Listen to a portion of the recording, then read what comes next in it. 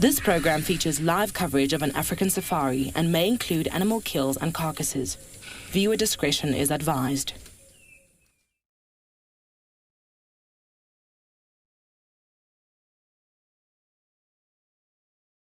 WildEarth, what we have here for you this afternoon is a very full lioness that's breathing very quickly. Plans for this afternoon. I drove out of the camp this afternoon, found 2 vultures and managed to find a very full lioness. But my main goal and objective for this afternoon is going to be seeing if we can find an elephant cow with a brand new elephant baby. Welcome everybody to your very own live safari from the African bush.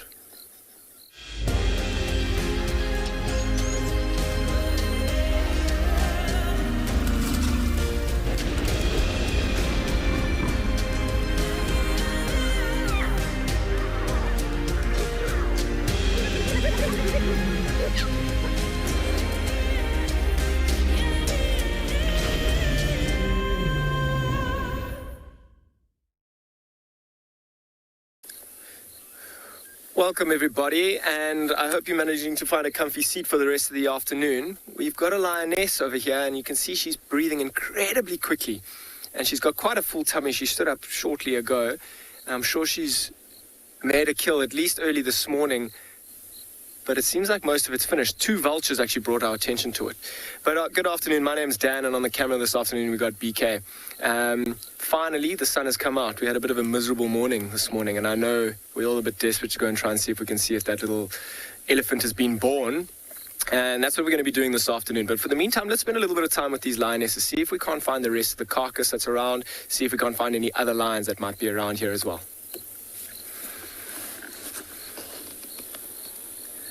So, I mean, she's quite a big lioness. You can see just in her size compared to that bush.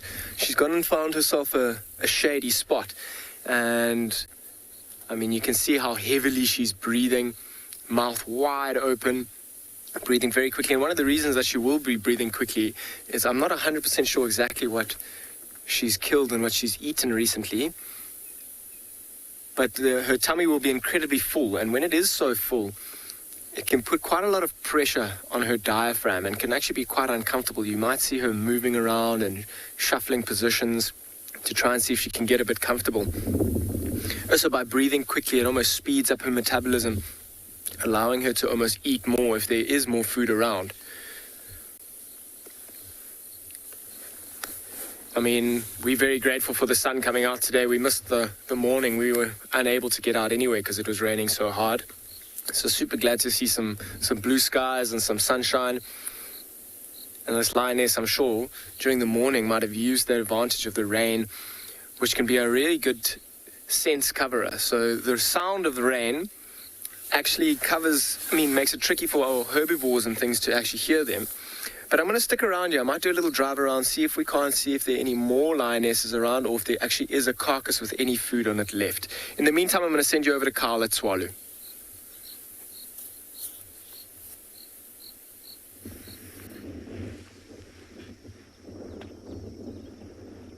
Well, good luck, Dan, and good afternoon, everybody. We haven't made it very far out of camp, and we have come across this magnificent animal. And what a treat it is just to come out and not even 100 meters on the service road. Here is this beautiful bull giraffe. Very warm welcome. Good afternoon to everyone. My name is Kyle, and behind camera is Owen. You are welcome, and thank you very much for joining us on this very live and active safari here at Tswalu Kalahari. Nice and warm today, about 32, which is quite toasty, and we've got some beautiful clouds there to the northwest. It's just making things look spectacular. And those are big, beautiful, fluffy clouds. That's rain out there far, far into Namibia, but the clouds from this side just make for a spectacular scene, especially with a backdrop like that. Giraffe in the foreground just adds to the beautiful sights. So our plan of action for this afternoon, we are going to be meandering south. We're going to be looking still for cheetah tracks. The wind this morning really was a massive negative factor for us. Just sort of how hard the wind was. Any tracks that were put down last night were detrimentally affected. And so what we're going to be doing is just taking it easy, and hopefully some individuals have moved through the cooler parts of today, and we can pick up on any tracks and then obviously utilize those tracks. And when it comes to communication, obviously that is very important. And between me and you, or myself, Owen, and you folks, please don't hesitate. For all the young ambassadors, kids' questions at WildEarth.tv. Let me know what you think or any questions you might have. And then for everybody, it's hashtag WildEarth or just at FC. And then if you're moving away. Oh, there he is. Oh, he's behind the tree for me. And then please do go and check out that new and exciting adventure, which is wildearth.tv/explorer. He's just chilling. It's funny how they find the smallest tree to find shade. There's some larger trees around here, but they do tend to seek out the smallest, skinniest tree available to find a bit of shade. Obviously those shady spots are quite dangerous, especially on the larger camel thorns. We've got a soft-bodied tick called a tampan that actually inhabits the sand around these trees, and the slightest displacement in carbon dioxide, that tampan seeks out where that source is coming from. And tampans are like, it is a soft-bodied tick, so they do feed on the blood of animals. Some animals have the ability, obviously, to comb them out. But yeah, you don't want to be sitting under a shady spot and be bitten by one of those things. So maybe that's why he is seeking out the smallest tree with minimal amounts of shade. So that giraffe is beautiful. Very dark individual.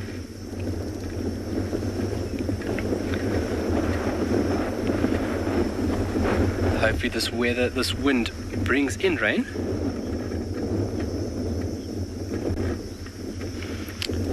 Was it Dion, great comment. Yeah, we have been in awe here at Tswalu on how green it is. Obviously with the temperature that we are experiencing now in summer, with the early rains, this is where plant growth is to its max. And obviously the amount of green that's around at the moment is fantastic. It makes me feel like I'm in parts of the Serengeti, not in the southern Kalahari. But we are referred to as the green section of the Kalahari. This is the southern part where we are in.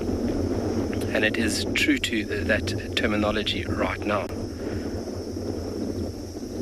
You got a clean shot there. That giraffe going from bush to bush. You can see he didn't spend too long on that camel thorn. Obviously those chemical defenses increasing. Sop, sorry, it's a bit windy. I think that was the name, Sop. What are the horns on top of the head used for? For males, that'll be for male and male competition. Females really don't use them for anything, but for males, those are vital weapons when it comes to displacing an opponent. They would actually use their heads as clubs. So those horns become weapons when they swing their head into their opponent. And so that's why if you look at this individual here, it being a bull, those horns or ossicones are thicker than that of a female. They need to be thicker, more robust for the continuous wear and tear that those objects will experience. And it looks flamboyant, but when two bulls really go at it, it can be quite a vicious affair. So females will be thin, they'll bend into one another, and they'll have black tufts of hair on top. Whereas in this bull, they are very thick, they are dead straight, and they are bald on top. So obviously from the friction from where they've been hitting onto the opponent, the friction has worn down on the top of the ossicone. Whew, sorry. We're going to send you over to Dan with something very exciting. I'm not going to let the cat out the bag.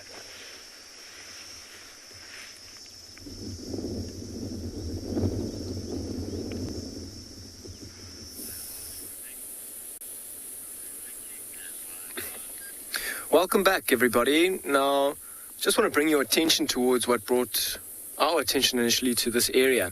As we kind of left camp, we're not very far from camp either, but these two vultures sitting at the top of the tree, and these two, or this species in particular, a hooded vulture, is an incredibly good sign out here when looking for particularly big predators. So these vultures are really, really good at spotting prey, or food from the sky, and they'll come down and they'll rest in a tree like that, waiting for an opportunity to feed on something. Now, I'm just going to bring your attention down. One of the lionesses has just got up, and sensitive viewers, please be aware that this is the natural and the wild environment, and just be aware that this is a carcass that was killed by these lionesses. Have a look at this lioness. She got up initially, a different one to what we started with, and I think she thought about going to feed and then kind of decided against it in the end. She's moving through the shade. Also got a super full belly. Let's see what her next move's going to be, if she's going to lie down there. Okay, so there was the carcass there, but I'm going to stick with this female. Let's see where she's going. I wonder if she's not going to the other lioness that we saw a moment ago. Let's try and see if we can get into a better spot to see them.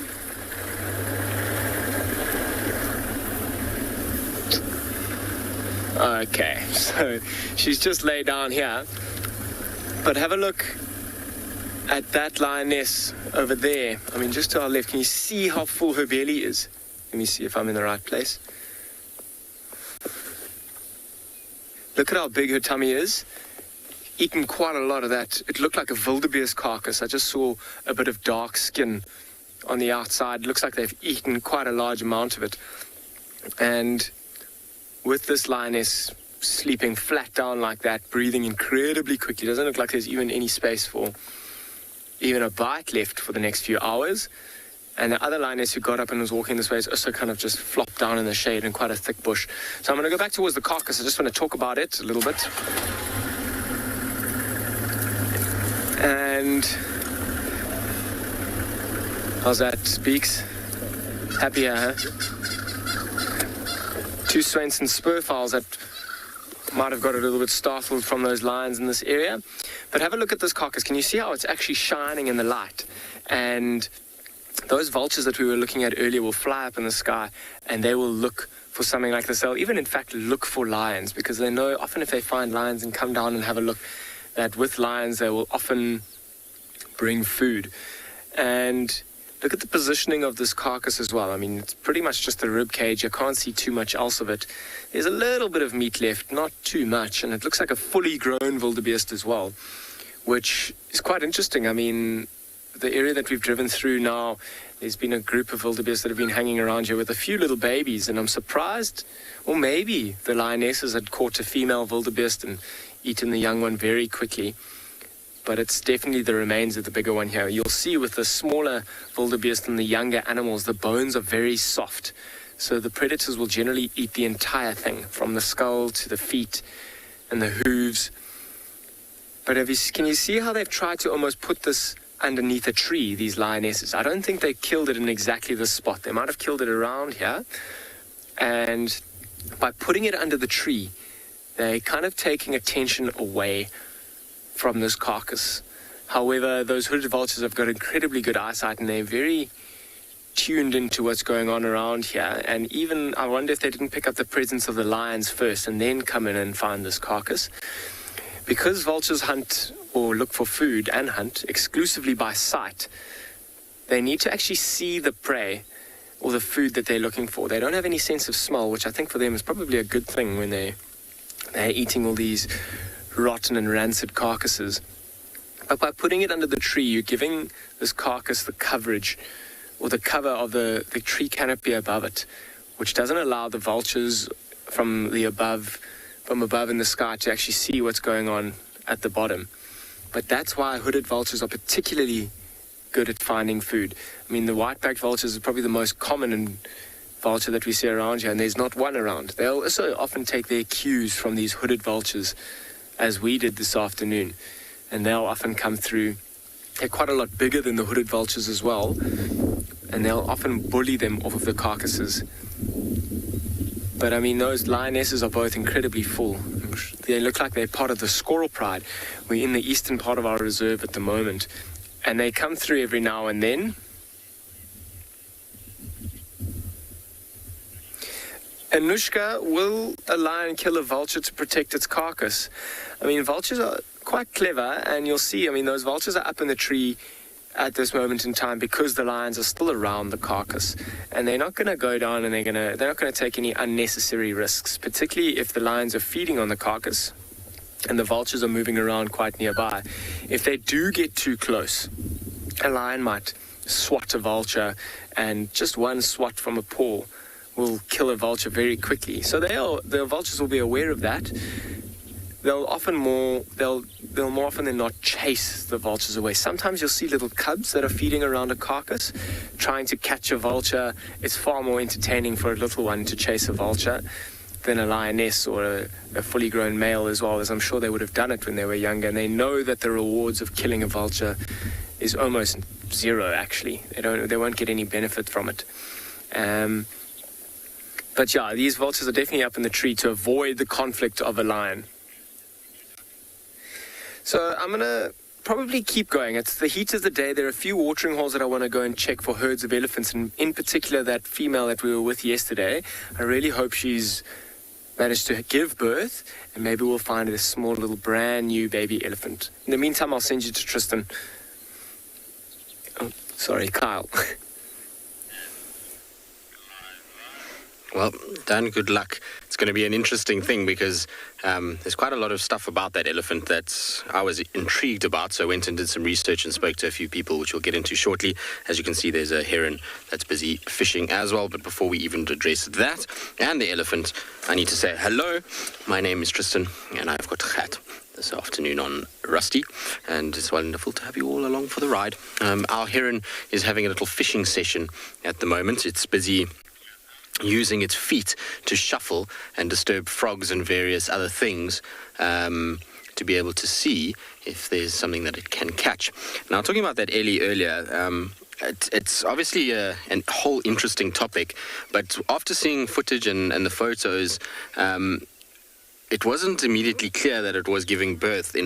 This is not, going against Dan or anything like that, but it just looked funny. It was something that was intriguing. I'd seen something similar with Fang, not quite the same in terms of the distended genitals, but it just didn't feel right in the way that baby was sitting so high up in the mother's abdomen. So I sent it to a friend of mine who's a vet, and he confirmed what we thought it was, which is a prolapsed genital area. And he said to me that it very much looks like that, and that it's quite dangerous for that cow. And the reason for that is that it can be that the baby can struggle to come out. He says it's not impossible that she can't give birth. She probably will, and in most cases they somehow find a way and the baby comes out. But it can be dangerous because the baby can get stuck in there, die, and then obviously it starts to cause an infection inside. So he was saying that, it's just an elephant that needs to be watched for a little bit, but there's very little that they can actually do about it. There's really no procedure in terms of fixing that. Either the elephant kind of gets through it and gets rid of the baby, and the baby comes out alive or dead, or it causes a little bit of another problem. So it's a weird one. He said he was 99% sure, so it's interesting. Maybe she was straining. He says one of the common signs is that they strain heavily in order to try and get this baby out as much as possible, because basically with that prolapse, it becomes really tricky for the baby to drop out. And like I say, if you look at the photos or the video of that, the baby's sitting very high in that mother. So it was really, really intriguing, and the behavior was super interesting as well.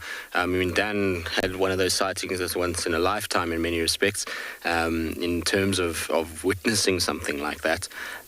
And I think we're still, all learning from it. So that's why I was very keen to go and watch it myself and just kind of have an opinion from somebody who will know the anatomy of an elephant much better than what we do. Us as guides, we see a lot out here, but most of what we see is kind of behavioral rather than anatomically based. And so speaking to vets and the likes is often opens up a whole nother world of learning. And I think that's the most important thing about this, is that one of those kind of sightings gives us an opportunity for all of us to learn something about the way animals give birth, whether it be a human or an elephant or whatever it may be, and how complicated those processes can be, and that they don't always go according to plan.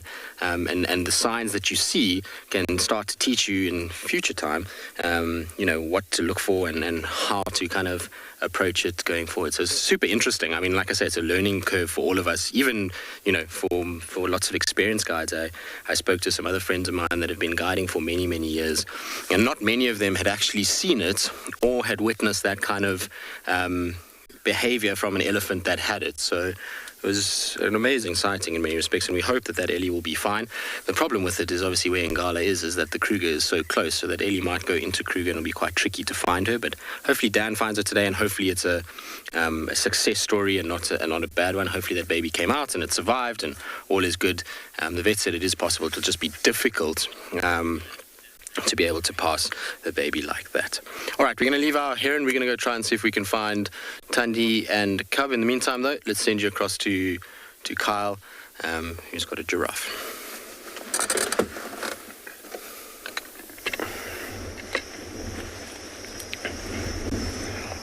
Well, it's only fitting that the leopard whisperer looks for leopards.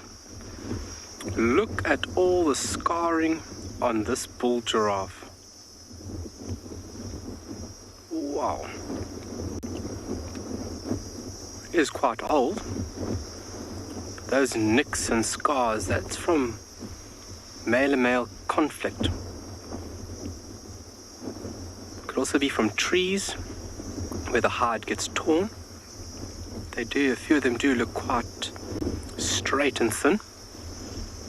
It's definitely not from lions, because if it was from lions, it would be around the rear of the rump, where a lion would have to jump, launch itself onto the rump section of this animal without being kicked by one of those big hooves. It's not uncommon to see them with a few nicks and scars, just like this bull, definitely wearing his battle scars on his sleeve here. It's quite a dark individual. Males tend to be darker, especially older bulls, than that of cows and younger bulls.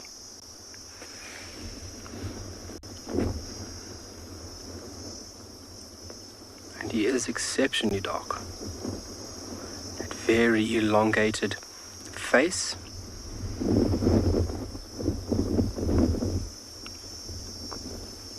Hammond, good afternoon. Thank you for your question. Thanks for joining us. What species of giraffe do we have on Tswalu? It'll only be this species, the southern giraffe. If you look at Africa, there's quite a variety of color patterns or color schemes and across Africa. And this is the species that you would find in southern Africa. It's some very beautiful individuals as you go into East Africa, North Africa. Rothschild, you get West Africa giraffe. But this is the species that we have here, the southern giraffe. Ooh, getting blown away. And if you think about the historical range of giraffe, it would have been almost continuous through the savannas of Africa. But obviously with a bit of habitat loss, populations have become quite fragmented. And some individuals are in massive decline.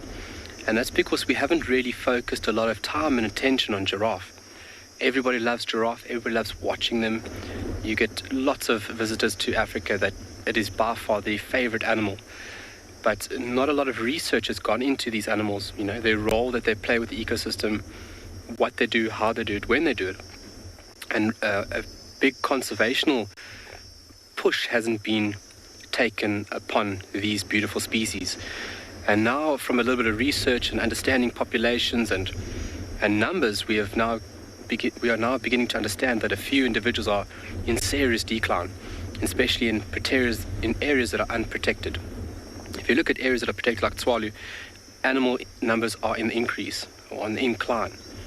As where you look at places where unfortunately they're hunted for their hide, very tough hide, they're hunted for meat. Their tails are also highly sought after for fly swatters, for bracelet making. There are heavily under pressure.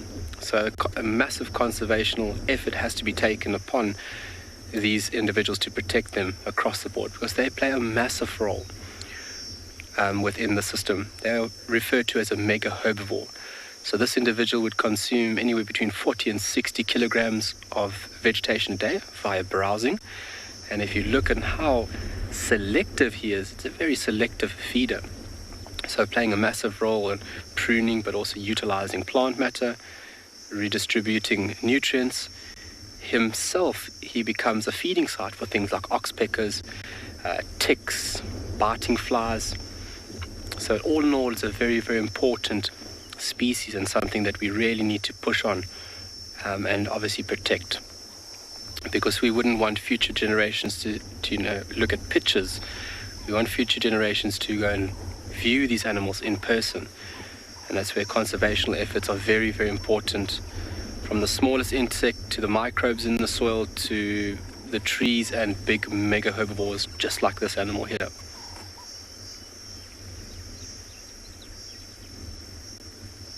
That very mobile lip or lips, nimbly moving around all those thorns. He will select young thorns that are soft and green. He will consume them, but the big, large, white ones, he would just work around. You can see he's done with that bush now. Oh, done on that side. It's quite clever. So that will be the tree's defense. Well, we're going to enjoy this little scene that we got going over here, but we're going to send you over to Dan with some elephants.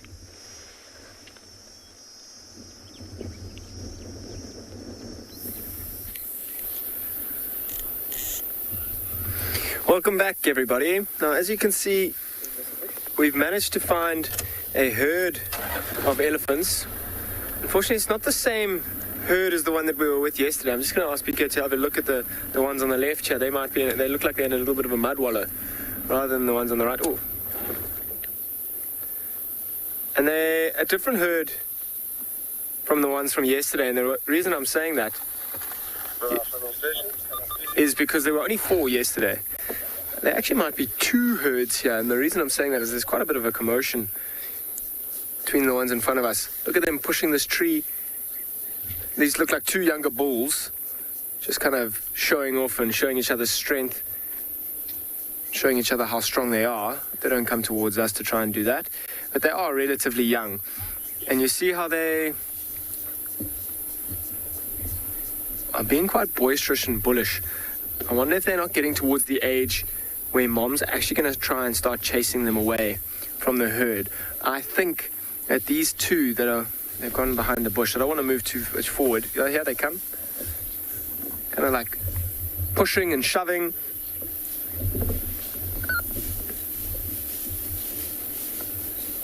The one at the back seems to have won this little tussle. And I think they might be from the other herd, the one that's kind of just moved off to the right that we saw initially. And the reason I'm saying that is because you'll often find bulls at this age hanging on the peripheries as they are almost on their way out. And it looks like they've kind of been interrupted by another herd of elephants that have come through.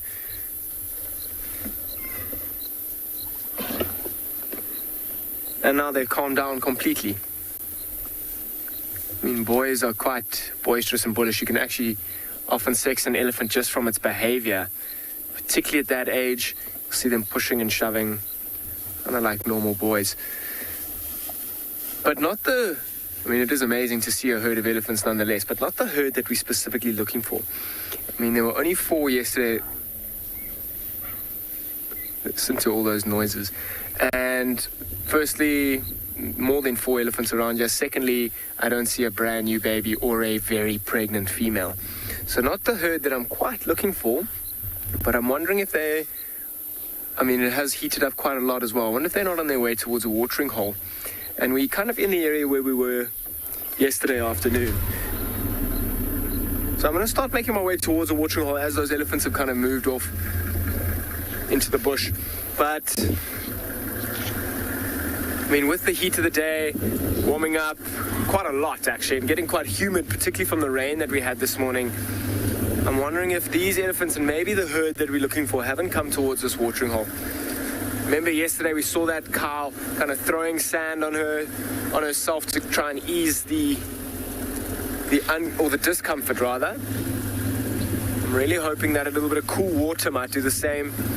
And a little bit of cool water with a little bit of fresh sand and mud might just do the trick. Particularly after a birth, if it has happened, that is. Just going to have to wait and see what has really happened over the course of the night. I mean, we're not far away from where she was, and I don't think she's going to be going very far. Even if the baby or the calf was born last night, those initial few months are very slow. That little baby takes quite a while to get to its feet, often at least an hour, if not a couple of hours, to firstly get to its feet. Then it's really wobbly, then it's going to try and work out how to find the milk from the mother's mammary glands. So because of that, I'm going to hang around in this eastern part, try and see if we can't find them. Stop at this watering hole first thing. It's probably about a 2 or 3 minute drive away. I'm sure there'll be a few hippos, maybe some interesting birds around. Maybe even that herd of elephants that we just were with, maybe they'll come and have a drink and a bath as well. So let's see.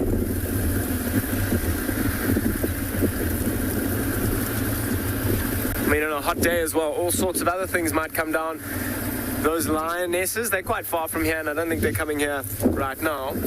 But this is really the closest source of water to them as well. So I'm sure this evening at some point, with those very full bellies, they might try and utilize as much of the day as possible to eat as much of that carcass, because there's only 2 of them. If they do leave that carcass, there's a real good chance that hyenas will come in and take it. The hyena population in the eastern part of this reserve is incredibly high as well, so I don't think it'll be too long. There might even be a few hyenas that are lying in the longer grass that we kind of didn't see, waiting for their opportunity to sneak in there and take some food. If the lionesses leave the carcass, that will give them the opportunity, as well as those 2 vultures that we saw. Okay, so we're approaching this watering hole. Let's see if there isn't anything here. So as I approach, I'm going to send you somewhere else while I give it a real good chance and pick up my binoculars and have a good scan around, see if anything's come down or having a swim or a drink.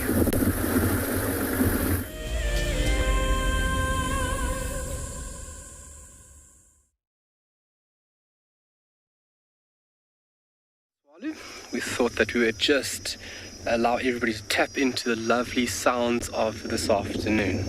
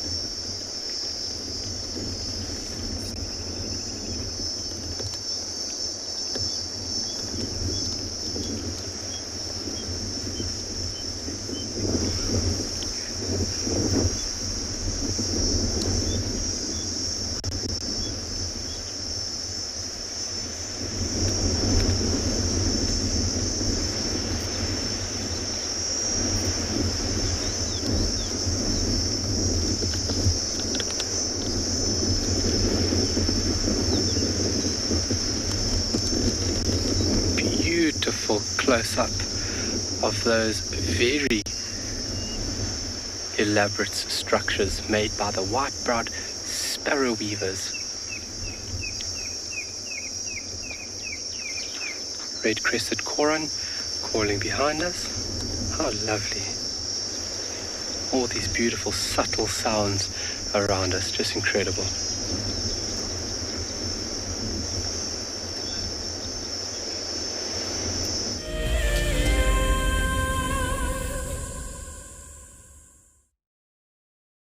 Good afternoon, everyone. Welcome aboard with myself, Shoshana, and I've got Theo on camera with me. Yes. Reserve, and we're just doing a waterhole peruse. So we're on the fire break at the moment. It's not very, very pretty, so I decided let's just have a rolling start because we're almost at Twin Dams.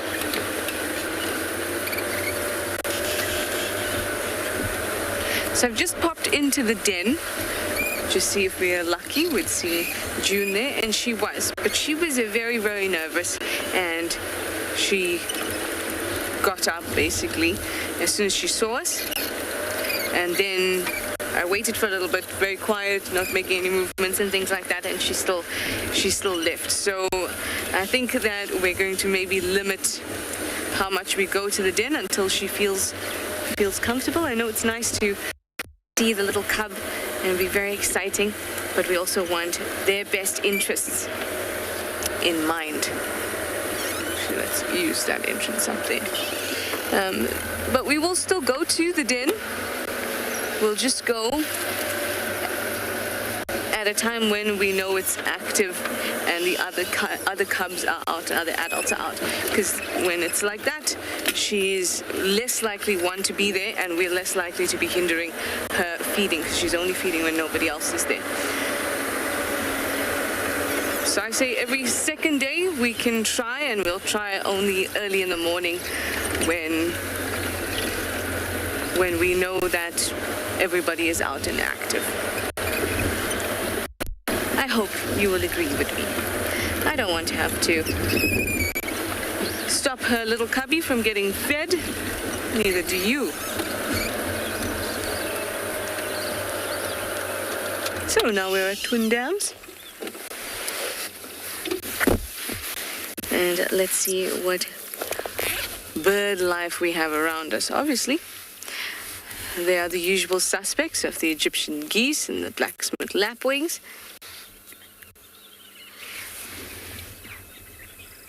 But our water monitor is in the water. That's quite cool. I think he's being playful too. Maybe not as playful as Dan's hippos, but pretty playful. But let's go over to Dan's hippos instead.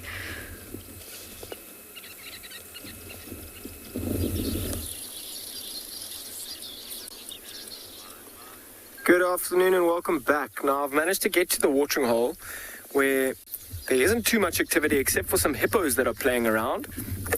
And they seem to be having a good time. I mean, I think even this morning with the cooler weather, they might have utilized it to feed for a little bit longer. It seems like they're awake quite early and moving around. But there's also some other activity around. I mean, there's a whole lot of weavers that are in these nests just above the water. I'm just going to ask Beeks to zoom out and watch them for a little bit. They're quite noisy as well. They're southern mast weavers. Look at all the nests and see if a few of them might not pop out. They're in the process of trying to build them as well. And you see how they're all dangling on the edges of the branches, right over the water as well. There's a few popping in there. And you'll see that's the male, that very yellow body, the black head, the black crown goes above his head as well. And they've got a red eye, if you look very carefully, if it allows us to. Can you see that red tinge? Southern mast weavers. And by putting their nests right at the edge of the branches over the water, it gives them a real good opportunity to protect themselves. And you'll see the males will spend quite a lot of time building these nests, and the females will come in and kind of inspect it, and if she's not happy with them, she may in fact break it up. And if you look to the top right there's actually one that's kind of really been abandoned. So because at the top right of that tree, there's like that little piece there. That nest looks like it might have been started and completely abandoned. Maybe it was too close to the rest of the bush, allowing snakes and things to get a little closer. Birds of prey may even come and try and put their legs in there and steal the chicks or the eggs. So I'm just going to keep quiet here. It's quite amazing to just listen to them. So Beeks, if you zoom out a little bit, maybe we'll get some of the movement of them flying around. And you can see all the nests kind of bobbing up and down. That's the birds coming in and out. busy, hey? It's amazing how they actually know how to do this, and it's completely instinctive. I know there was an experiment done many years ago on how these birds actually know how to build these nests, and they kind of bred.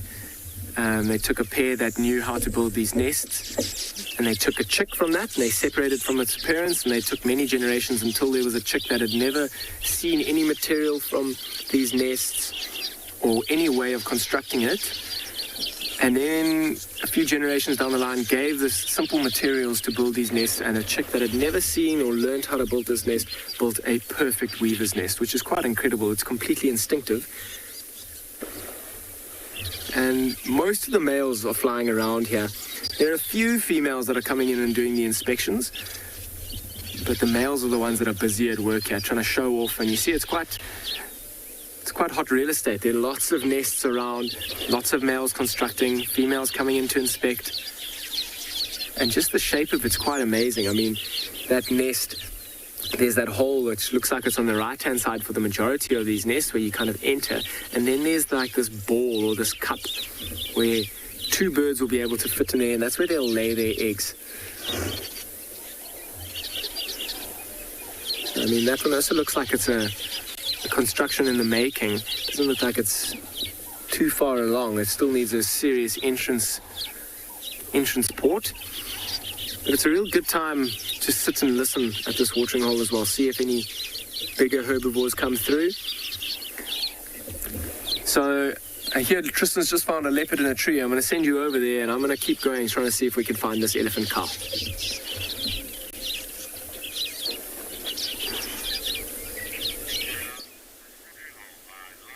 Well, waterholes are the best place to be looking because, as you can see, we've got a spotty tail hanging from a tree at a waterhole, and it's Tandi's little son that is, well, looking full, happy, and rather uncomfortable at the same time. He, unfortunately, I think, is up the tree because Hart is still around, and Hart is having a nap in front of him, and so he's precariously placed at this stage. I don't know why he hasn't come down a little bit and lay on the branch that's a little bit low, but there you can see Hart very close to her little wallow that she was lying in this morning. She hasn't moved at all. Its stomach is still gigantic, so she's taking it easy. And our little boy, well, he is enjoying the comfort of, or safety of a tree. I don't see any sign of Mom.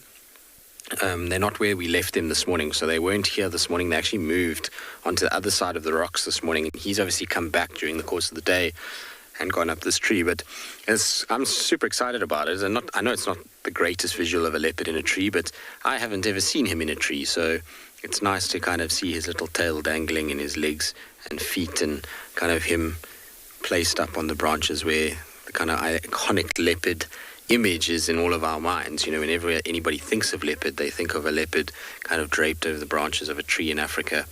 And so nice to kind of see him like that for the first time. I think if he came down, you see there's that horizontal branch.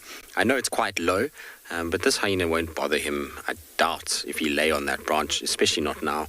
I think if he came down and he lay on that little curved branch, he'd be a lot happier and far comfier than what he is right now. I don't think that can be comfortable at all. His kind of legs are splayed slightly. The one leg is almost propping him up. And his breathing is so heavy, and it's almost kind of rocking him on these smaller branches. He's starting to fall back asleep again. He's going to be a tired boy with that full tummy and the hot weather we've had this morning. I'm pretty sure that he is a full happy cat at this stage.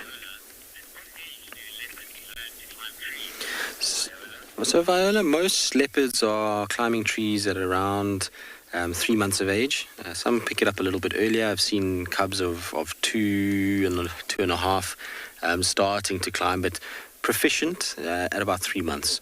And once that happens, their rate of success and their ability to survive increases exponentially.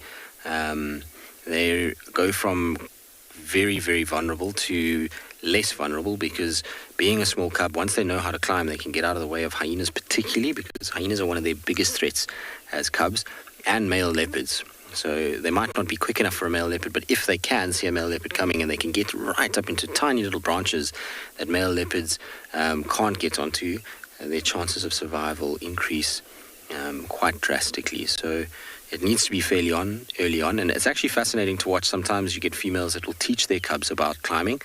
I once had the most amazing sighting of Salahesh and Tiani, and they were in this little riverbed, and there was a small guarri tree. And a guarri tree is not really a tree that leopards use very regularly, but this particular guarri tree had a beautiful branch that kind of came out and was quite low to the ground, and so it wasn't this massive branch, and it wasn't kind of too high. And what she would do is she would run up the tree, and she would stand there, and then she would start calling the cub. And she would call, and then the cub would chase her up the tree. And as the cub would reach her, she would jump back down again. And then the cub would have to figure out kind of what's going on, and then she would call from the bottom, and the cub would slowly make its way down again, falling and stumbling, and sometimes it would even fall out the tree, and then she would go back again. And she did this for probably about 2.5 hours, just back and forth, back and forth.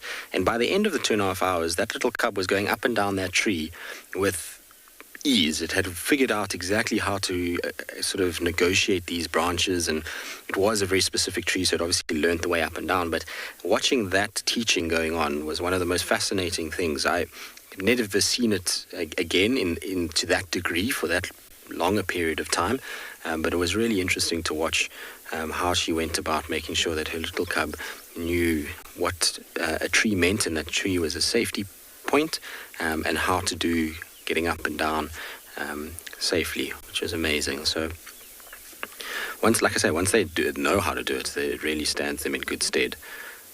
Boy, that does not look comfortable at all.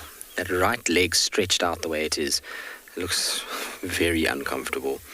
The left leg and the tail look as though he's in max chill mode, but that right leg screams yoga pose. Anushka, pretty good at this stage. He's gotten to 8 months, which is quite a long way down the road of staying alive. I always say that once they reach sort of 2 years, then that's generally quite safe. They've put on enough size and bulk that they can fend for themselves. They're able to not hunt. They're able to kind of maneuver. They're pretty bush savvy by then, because they've spent a bit of time on their own. But even now, there's cubs that have been of his age that have survived without a mother.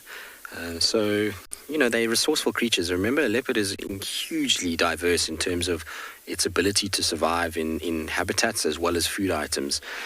So these guys will eat everything. They will eat insects, they will eat lizards, birds, whatever it takes to survive, they will eat. And so even when they're small like this, he looks as though he's still under the care of mom, and he is. But while she leaves him for long periods of time, like this in a tree, maybe a lizard runs past and he grabs that lizard, and then maybe a bird flies past and he grabs the bird, and so his hunting skills progress, and eventually he starts to being able to get to things like impala where he's bigger and stronger, and brings those down. So generally, once you see them getting towards 1 year to 2 years, those ages, you pretty much know that they've kind of made it. The thing is with the leopard, and this is true of any animal, is that on any day anything can happen. So there's been multiple leopards that have been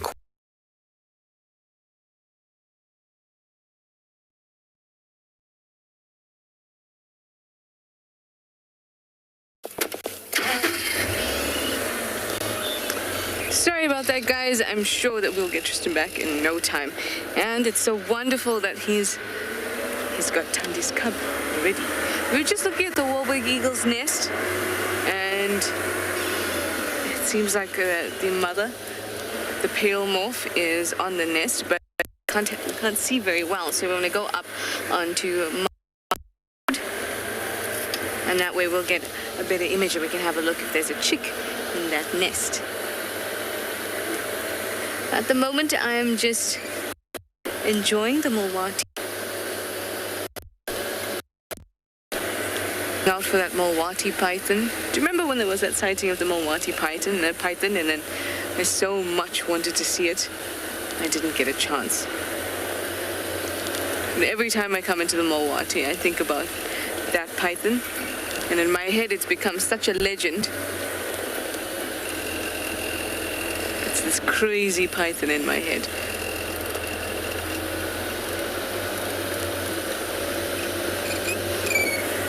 But nobody's seen it since. Maybe Tingana got hold of it. Wouldn't be the first or second time.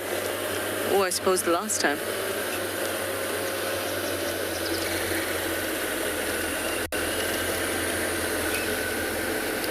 Oh, owls are not around either.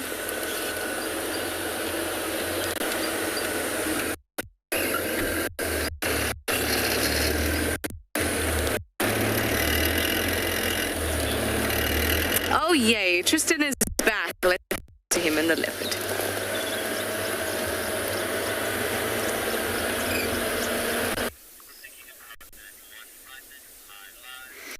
Well, unfortunately, we had a little technical glitch, but I don't know where we lost you guys. But essentially, I was saying is once they reach a year old, we kind of breathe a sigh of relief, and that's generally when we know that they've done really well and they can pretty much take care of themselves by that age. They're able to be resourceful enough to stay out of trouble and find the food that they need. So he's almost there, another 4 or 5 months, and he'll be pretty much good to be able to survive on his own. So she's really done the hard work to get past a certain point. And you know, the thing about it is what always stands out for me as for Thandi as a mother, and it's something that I touched on a bit this morning, but she's very good at moving her cubs to places of maximum security in terms of the male leopards that are around her. As I mentioned just now, male leopards are probably one of the single biggest threat to leopard cubs, and are responsible for the highest rate of mortality amongst leopard cubs. And what she's done so incredibly well in her life is she's always managed to somehow find a way to get to a point in her territory where she doesn't actually have too much overlapping movement of males. So if you take Tlalamba, for example, Tlalamba was born central Djuma. From there, she was moving her all around that kind of central area towards Treehouse Dam, those sort of sections. Tingana then got ill, moved away, and Hukumuri arrived from that southwestern corner of Djuma and started to push more towards the center and east. As he started to arrive, and I'll never forget this, we had him at Treehouse Dam, and she was not far away. In fact, I'll get the map now so I can actually show you exactly this movement, because it's quite phenomenal to see how she did this. So while our boy kind of hangs out there, we'll kind of just show this movement, and then I'll talk about him and the movements that she's done with him. But essentially, so what happened was the cub was born in this vulture's nest. Ngala Road South is like a little blue line that comes down. So that's where the cub was born. So that's where Tlalamba was first seen. And she moved it to the Mulawati, and it was in the Mulawati for a long time. And then she started to go, and she was right here where there's this little cross. Is where her and the cub were the one day, and we had Hukumuri here at Treehouse Dam. That was in the morning. That afternoon, we found Hukumuri, I can't even remember, somewhere kind of the Mulawati, and she was found crossing all the way up here with the cubs. So she basically crossed the whole of Djuma to here, and she brought it into this area that you see here. There's this little blue drainage line. So that's where she then spent a few weeks with Tlalamba. In the meantime, Hukumuri kind of came all the way up and was starting to walk up Cheetah Cut Line before Tingana then started to come back and pushed Hukumuri back to the west a little bit. From there, she started to move Tlalamba into Torchwood a lot more, and she hung around here with Tlalamba around Guaripan, Torchwood, for a long period. Once Hukumuri was pushed back, then we started to see her bring Tlalamba back into Djuma, and then we started to see them hanging around that Mulawati kind of area again. She then left Tlalamba towards this sort of northern sector, and she herself pushed south a little bit and was hanging around this sort of southeastern corner. She then had that litter of cubs on that same den at Ngala Road, which didn't survive. She moved them a little bit towards Treehouse, and this is now when Mulawati was really starting to show his presence, and they didn't survive. And then she had this one at exactly that same den again, well, these two, should I say, at that same den. Now, because Mulawati and Hukumuri and Tingana are all kind of vying for attention along this Mulawati drainage line, they were all kind of in the area. She then has moved this cub, and she's brought it all the way to the east, to where we are right now. This is where we're sitting, is at Torchwood, at this rock, first rock. We're at the big rocks itself, and she has left this cub pretty much here. Now, the only male leopard that walks around here that we know of is Tingana or Mulawati. It's the only two, and they kind of, even then, both of them, this is kind of the boundary. They don't really come past First Rock all that often, so it's a pretty safe place. She's managed to kind of move that cub into where she feels like there's the least amount of chance of male leopards finding it, and avoid all of the chaos that's been happening with male leopards over the course of the last few years, which has been absolutely phenomenal to see. And I've really kind of enjoyed the way that she's done it. And it's really one of the reasons why she's been so much more successful than a lot of other females. Unfortunately for her sister, Shadow, she didn't have the same luxury because she wasn't able to find any sign find places where she didn't have overlapping males. So she always was on the fringe of a male territory, and that led her to, unfortunately, losing a number of her cubs and deemed to be unsuccessful as a mother. It's not that. She was just, unfortunately, her territory sat in a really bad area, whereas Thandi has had the ability to adapt and change and move her territory as much as possible until such time as she can find a way to kind of keep these cubs alive. All right, well, we're going to stay with him and see what he gets up to. In the meantime, let's send you across to Carl, who's got an insect.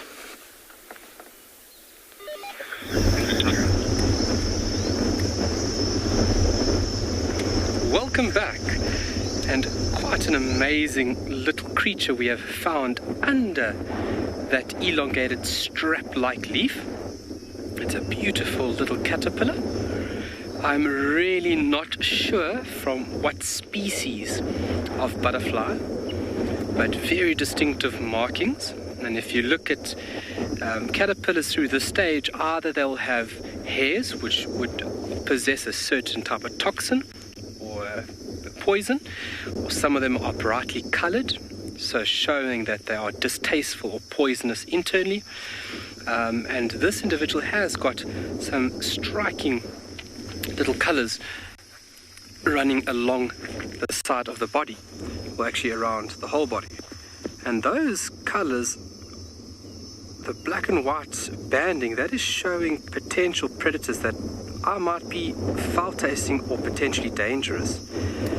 So that is a deterrent to ward off an individual from eating this beautiful little caterpillar. And obviously this stage now, caterpillars are going through a phase where they just need to munch as much as possible. So they're accumulating the material, the stuff that they need to actually physically change their whole body plan. So looking like a worm right now, but thinking about a whole body being broken down within this little cocoon and transforming itself into a beautiful butterfly. It's quite amazing transformation. It's something we refer to as metamorphosis. Metamorphosis is the physical or the action of changing. And if you think about the whole body, that worm looking like animal there, its whole body will be broken down and remolded, but yet it'll be the same individual. It's quite an amazing process, and something that's been only now recently, with obviously technology, that we have studied in very intricate detail, where we can actually take photographs of the internal structure of how this caterpillar changes, breaks down its body, and then reforms itself within this cocoon. So obviously caterpillars have the ability to munch around vegetative matter. They have moving mouth parts, and that's different to that of the adult, and that is to eliminate competition between this stage and the adult form. And what this individual will do is munch, munch, munch, munch. It'll grow as big as possible, get all the nutrients it needs. It'll then spin a cocoon, more than likely on the underside of a leaf or at bark, and inside that cocoon the animal will change its structure. It's what we refer to as a hollow metabolic life cycle. So we looked at life cycles a couple of days ago, and this is where hollow, the whole individual will change structure, and it's remarkable.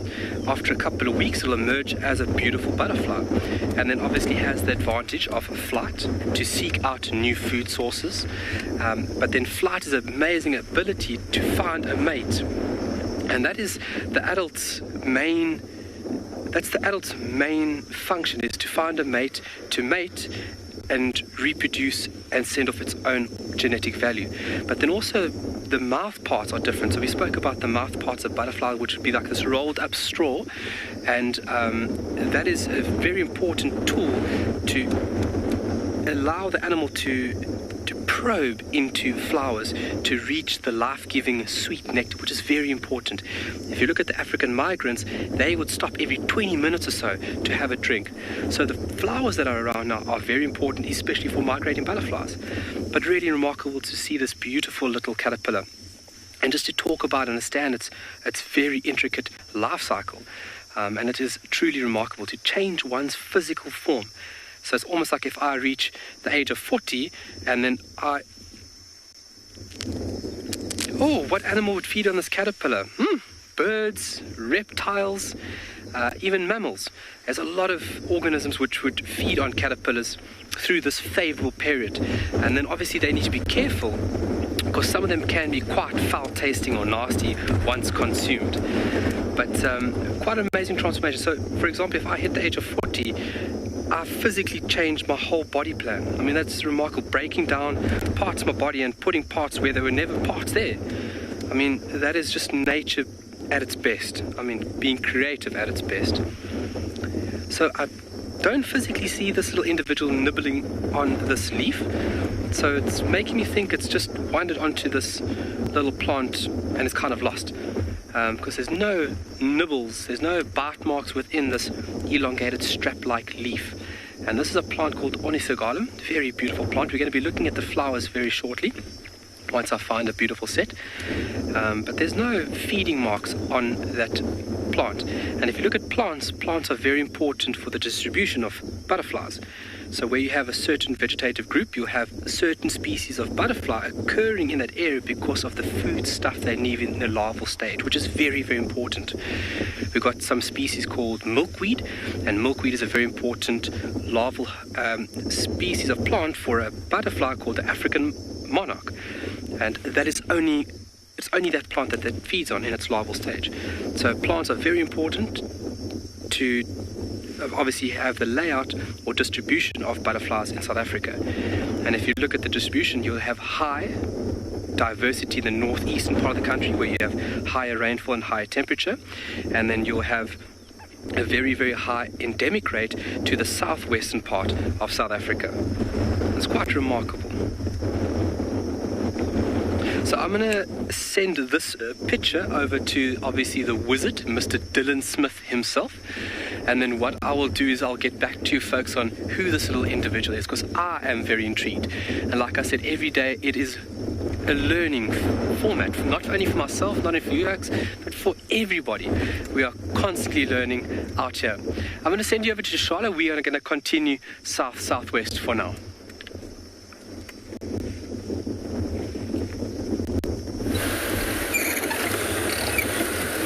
Oh, I love a mystery caterpillar. I really do actually love them. It's so cool, and also you don't know what they're going to turn into, which is also pretty cool. So no luck with the nest, the Wahlberg seagull's nest. And now we're at Chile Pan. And we're going to have a bit of a look. I mean, there's not much of a pan at the moment. We haven't had that great heavy rains. It's just basically a mud wallow. But you do get some really awesome small birds about here, especially when it's nice and hot during the day. Today it is warm, but it's not, the sun is not beating down. I used to see green-winged petillias here, blue waxbill, firefinches, all drinking together. But today there's just mud and murky waters.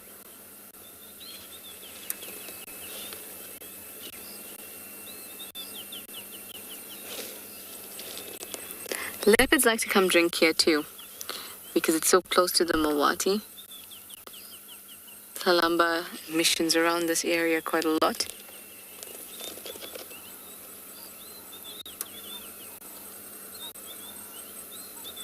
It's always a good idea to check out these places. I am going to actually head up towards Western Quarantine, because I didn't come down that road today, and want to just have a look for any signs of maybe Shadulu. Sometimes she's really predictable and she likes that area so much. So maybe we'll get lucky and then we'll start heading north.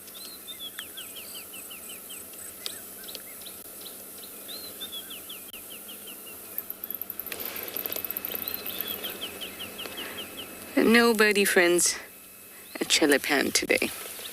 But that's okay. Let's continue on our way. Go on our way, back up, quarantine, and then head north, and hopefully you'll find a leopard. But let me send you over to the man who's already got one.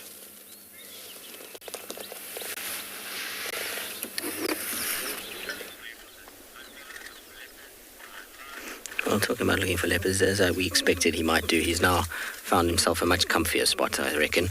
It's not nearly as precarious as where he was just now. At least now he can kind of prop himself properly and kind of hang those limbs down and have a proper sleep. His belly is still full at this stage. There we go. It's a comfy cat now, but I think he'd be better off if he turned around the other way, with his head on the sort of upslope of the branch. It's most definitely going to make it a lot easier for him if he does do that. You can see kind of head facing down. They typically, over the years of spending time with them, is that they generally don't like sleeping with a downward facing head. They normally kind of turn their bodies and then lie a little bit differently. But isn't that just such an awesome kind of branch for a leopard to be draped over? It's not very high off the ground. It's probably only about a meter off the ground. Our hyena does not care at all, and why he is here, I honestly have no idea, because Mom took him away from this area. He could be anywhere he wants to be. There's water all over the top of the rocks, so there's no need for him to be at this particular waterhole, but he has some weird fascination with hyenas. He keeps coming towards them the whole morning. Even after the carcass was done, he was coming and investigating what this hyena was up to, so maybe he just likes watching them from where he is. Yeah, I think if he turns around, he's going to be a lot more comfortable. There we go. Exactly what we thought might happen. That's better. Much, much better.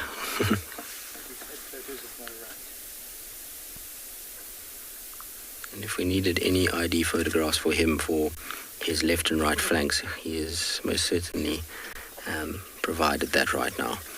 There we go. That's better, boy. Now you look comfortable. He's a fast learner.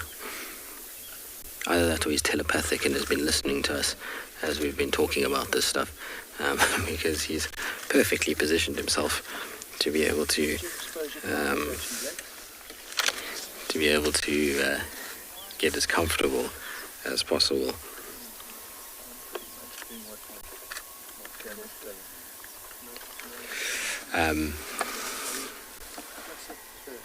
Very nice to see his little feet as well.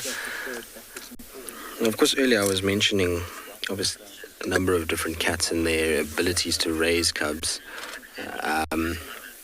And this ties into what Michael's been asking in terms of Karula's success rate as a mother. So Karula's an anomaly in many respects.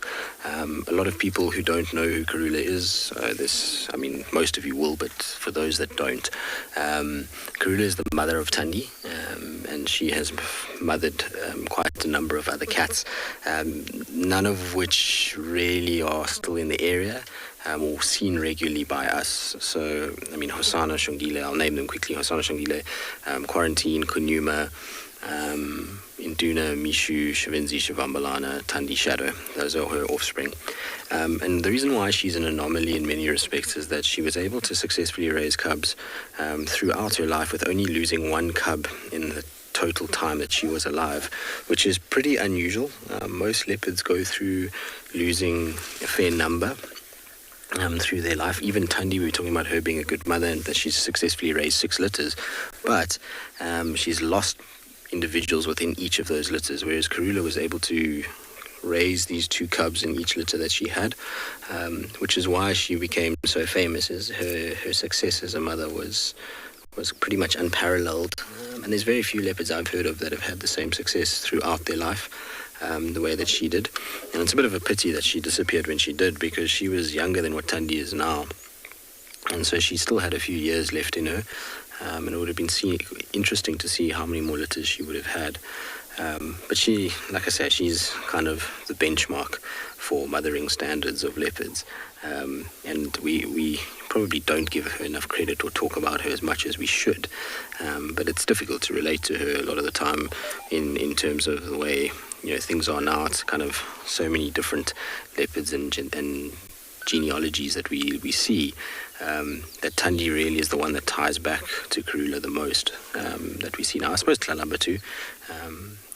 And if we talk about these kind of legendary leopardesses like Salaesh and Karula, there was a couple others that were in this area, and probably the grandmother of Thandi, or the mother of Karula, was also an equally impressive cat of her own, Safari. She had one eye and was not pretty when she was of old age, because her eye used to swell heavily and it used to get really bulbous with blood, and she would sometimes chase things and it would nick, and there would be this like pouring out of gunk that was caught in the eye. It was sometimes made her look a little bit, I suppose, a bit like Nsele. It took away a little bit of the shine, but she was also an incredibly interesting cat and a very long-lived cat. She was over 19 years old when she died, which is phenomenal for a wild leopard to make it to that age. So the genes that run through to this male are pretty incredible from the female side. The male side, obviously, we're not 100% sure. It could be Mulawati, so we'll just have to wait and see how that goes.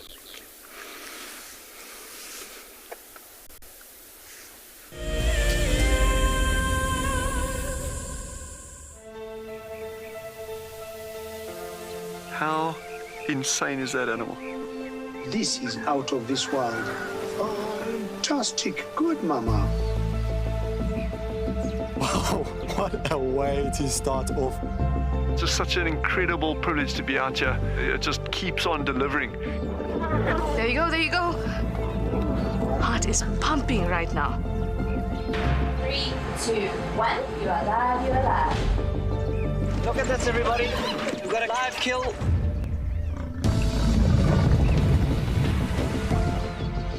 The croc's holding the tail. It's holding tight. Lucky wildebeest. There's nowhere to go. This is a disaster in the making.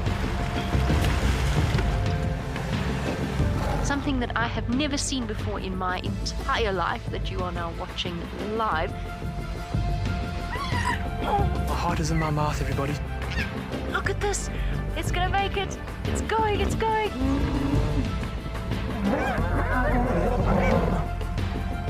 This is just too magical. Hi, little guys. That's great, isn't it? Look at that. Scuba Steve has got a friend. You've got a friend in me. It couldn't be a better morning. This is just too special. Oh my goodness, we've got a turtle. How epic is the fact that we're coming to you live from the Chobe River? It's the most incredible feeling to be here. This is live, and we're in Rwanda. This is a very, very different adventure, charged with emotion. I did not think I would ever face my fears like this.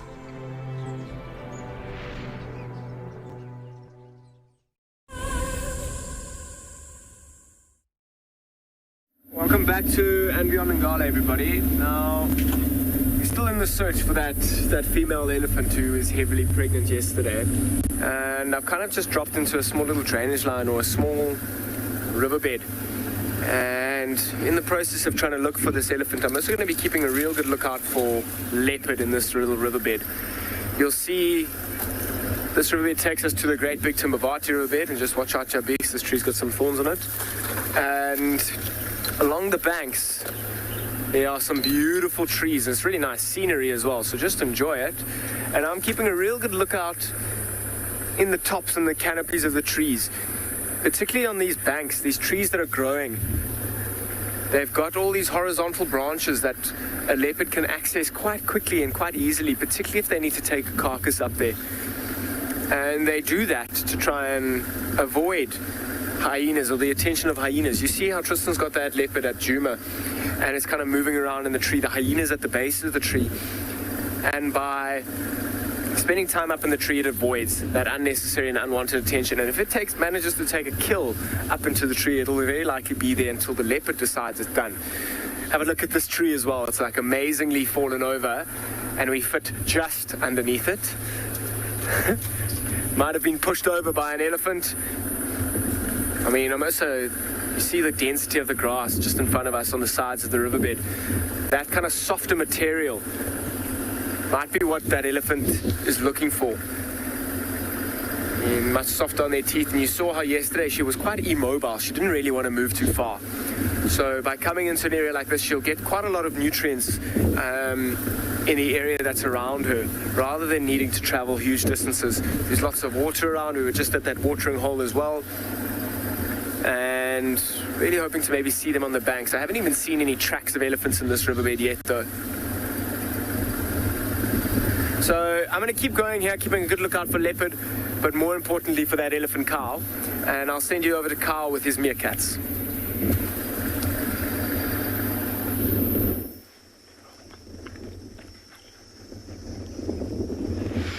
Well, welcome back. We had view of something small and cute and cuddly, and a very iconic little species of the Kalahari. Here comes one from the left-hand side now.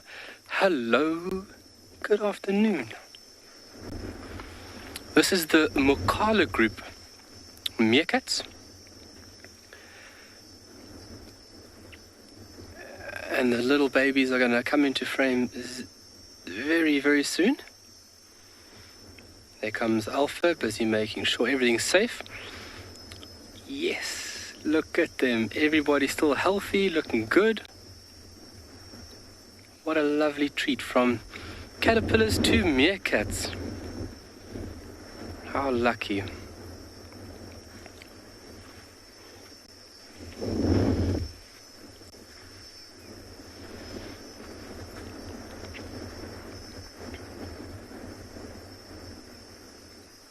So what initially made us stop over here, I just want Owen to shoot us to the eastern side of the mountains. I want you folks to focus on how beautiful, bright and sunny it is looking on that side. Lovely. And now we're going to show you how important of a period we are in, that we need these summer big build-ups for thunderstorms. Look at this. What a striking contrast. Unbelievable. That is quite a big system building up on the northwestern section from our position right now. And it's looking pretty hairy. We can slowly start feeling the temperature drop. So that is a clear indication that we might get a little afternoon showers. And this is typically where we would have our rains, is in the late afternoon. We tend to have it in late afternoons, have the build-up, and then obviously rains late afternoon. These little guys should move a bit closer for us.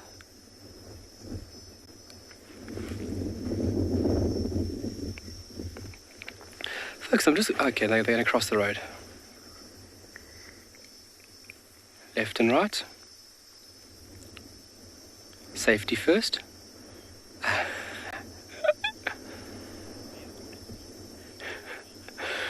Carmen, they are adorable. Good afternoon. They are very cute at this stage. For me, they look a little bit funny. They look like I've got very bulbous heads, very rounded, large heads in comparison to their tiny, tiny, tiny little bodies. But I guess as humans, we look funny as well when we are babies.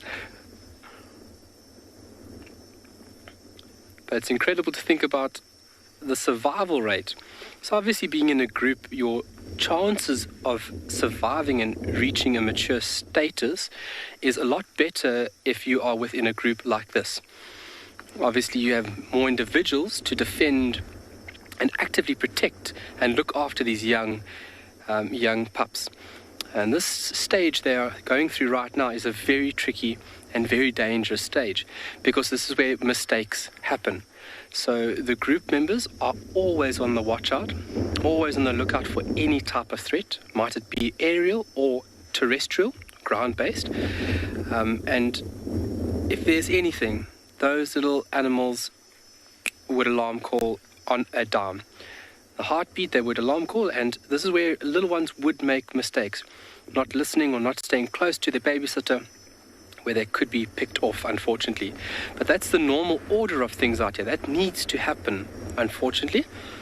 For us, we see it as like, shame, the poor little meerkat, but, other animals and other organisms need to eat. But this Makalo group has done a great job so far. The wind's starting to pick up and really starting to push now. It's a northerly wind, so it's blowing from right behind us. Can you still see them though?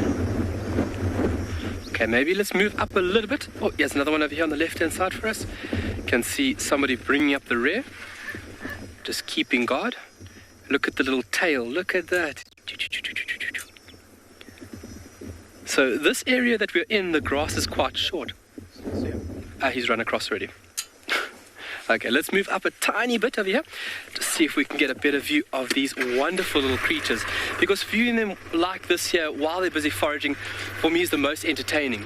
And that's another activity we have here for guests on Tswalu, is to actively walk with these beautiful little animals. Oh, here comes the rest of the group.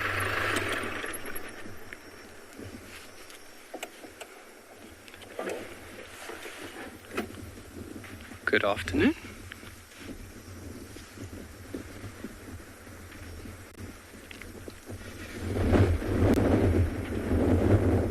Demi, do meerkats have good hearing? Good afternoon, Debbie. Yes, they do. When they are foraging just like this, vocal communication is a very important tool on how they stay in. Let me just move slightly. Okay, they're going to run out the side over here. Let me just look over here. So yes, they do have very good hearing because they would vocalize to one another while they are foraging out in the veld just like this. So you would have to have a good sense of hearing, or a sharp sense of hearing, to pick up on the telltale calls from your group members. Now, let me move forward for us there, Owen. So the hearing is fairly good. And obviously widely used, especially throughout the daylight hours like this. So while they're foraging, constant contact calls will be given so that individuals know exactly where everybody is. And if somebody gives an alarm call, you need to be able to hear that. Look at that. Oh my word.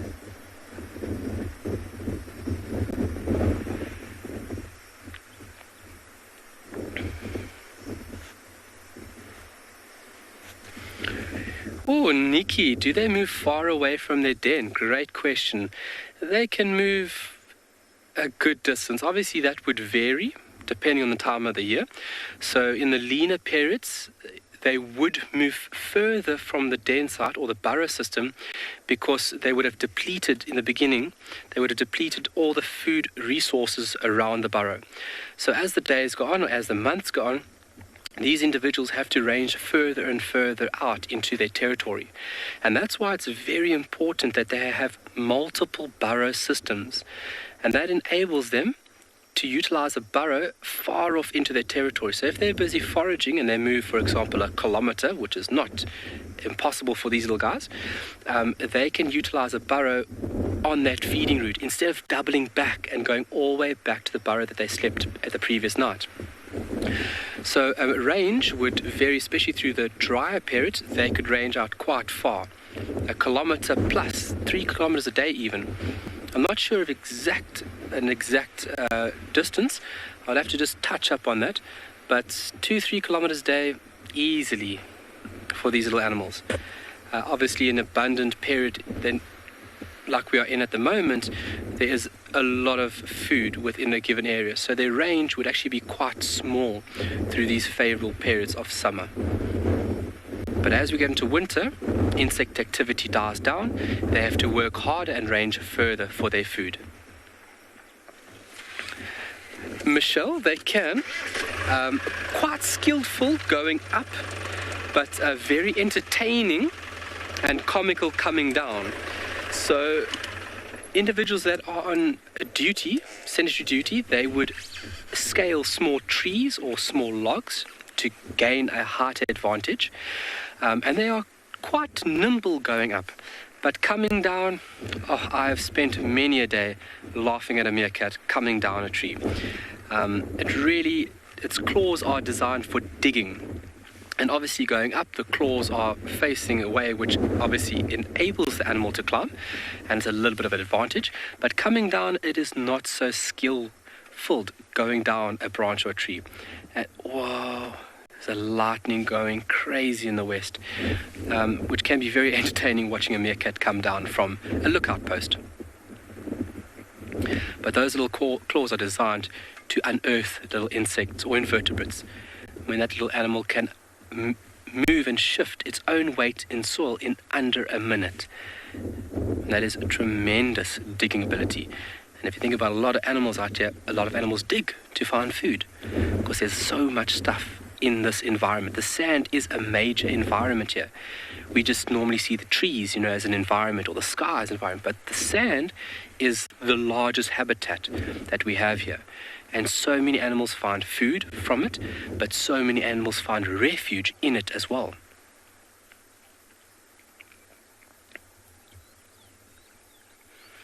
You can see they're busy scurrying around the base of that camel thorn now.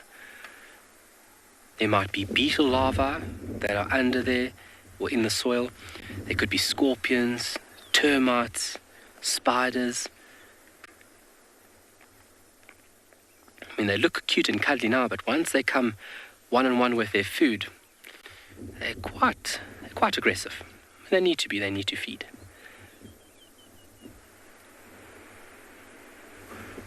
And now you can see the sun totally blanketed out. Sure. What a scene, my word.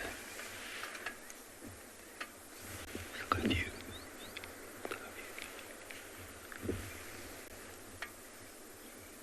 So a lot of lightning to the west now. I see now the wind has slowed down a bit. So we might be in for a little drop or two. I'm going to send you over to Trishala for now, and she's got a beautiful tree for you folks.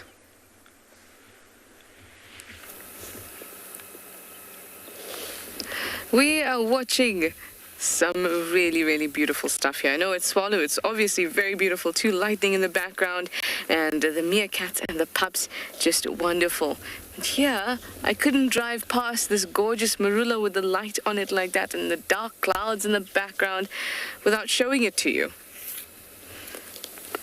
And I can't wait for those marulas to finally drop on our heads and our roofs at camp, as they usually do, because that is the start of a very, very tasty season. The marula tree, Sclerocaria berea. Some of them are starting to produce little fruit. Still very, very green, but some did drop around camp today. Tristan threw it at me. Well, no, he threw it to me, actually. I did catch it. And it was gorgeous, absolutely gorgeous. No flesh yet, but the smell was just amazing. It's this weird citrusy, but not quite like a mango-y, citrusy, lychee-y thing going on. Nothing like it. There's nothing like a marula fruit. If you want to come to Africa and go on safari, tasting a marula has to be on your bucket list. I don't mean taste marula flavored things. Nope. You have to go and taste the actual fruit. It is amazing. It's really easy to identify this tree because you can see that the bark on the trunk is... Actually, there's one closer by that might be a little bit better if we're going to do how to identify. Oh, okay. The sun is behind it, so Theo says no. We have to listen to our cameramen. They know what looks best. If you have a look there, it looks like somebody's taken golf balls to it and just smashed into the bark. Little dots all over.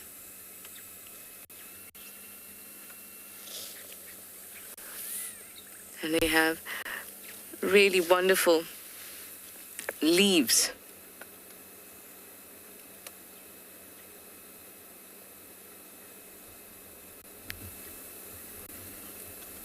With stalks on the leaflets, so petioles. Really, really gorgeous tree. What a wonderful scene, don't you think? I think it is. And it still can't be captured like it is in real life. Anyway, Dan is on a roll. He's got 2 male lions. Let's go and see.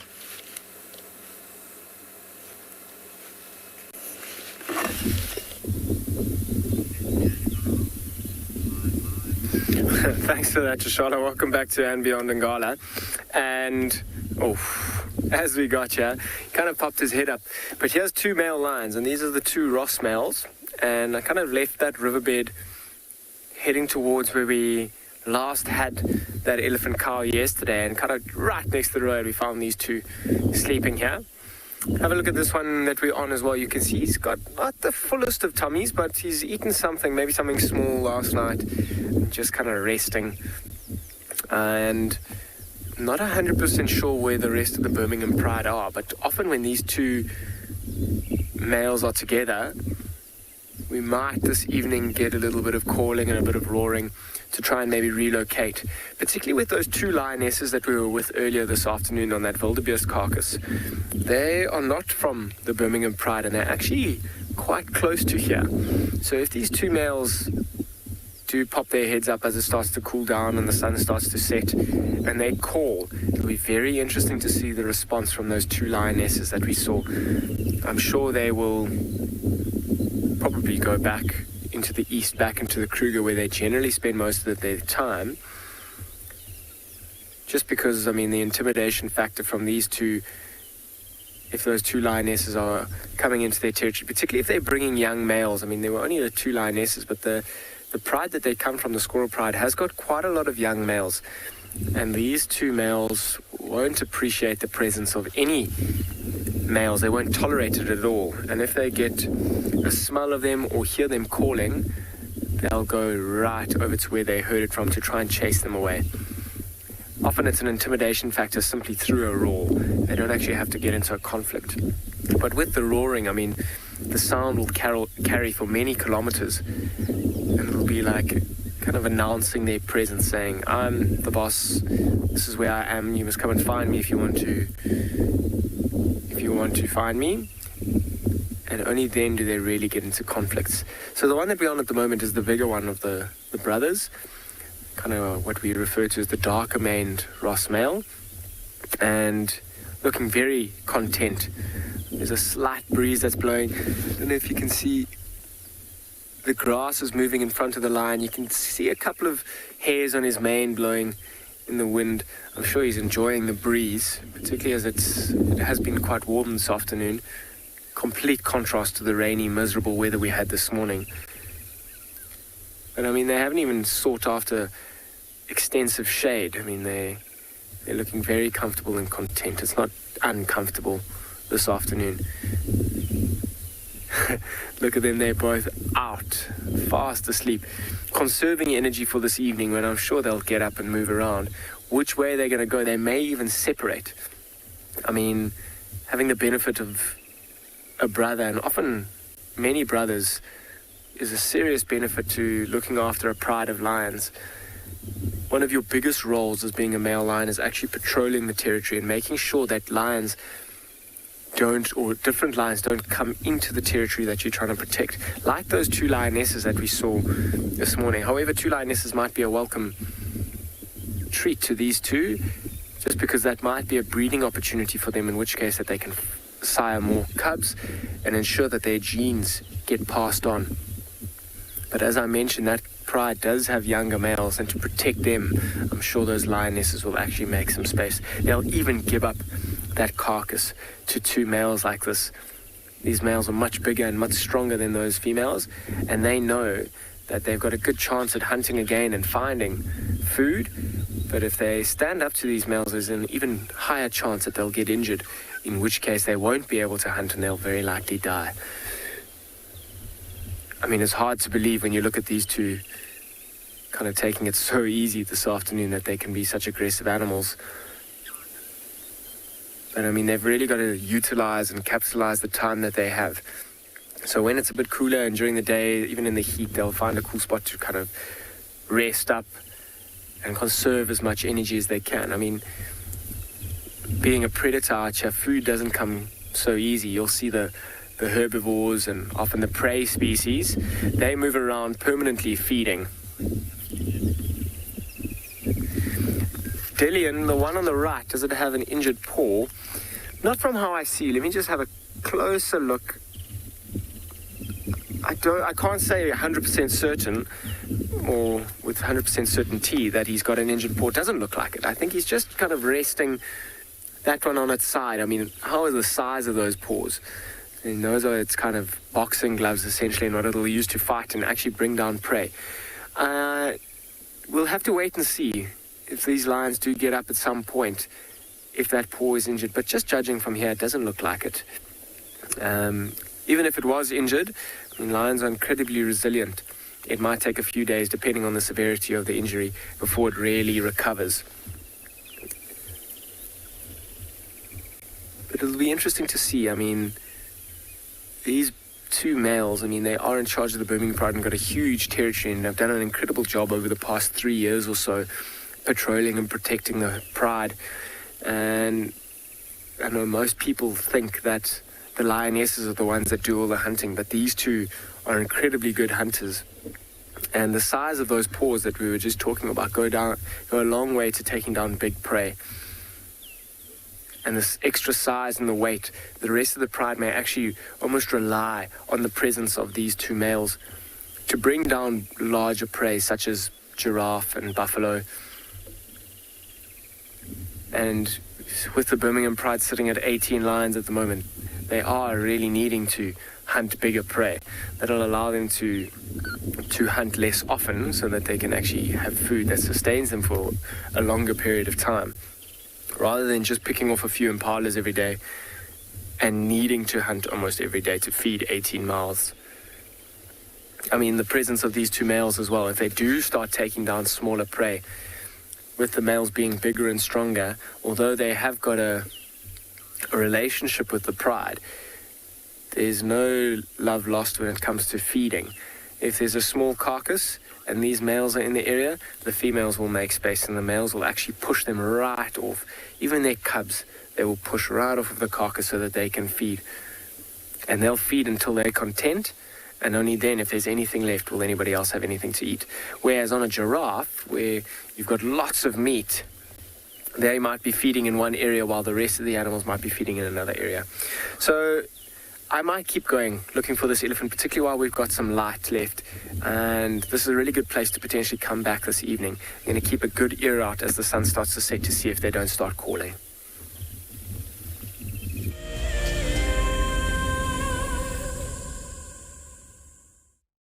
Now looking into the distance across Djuma to the east.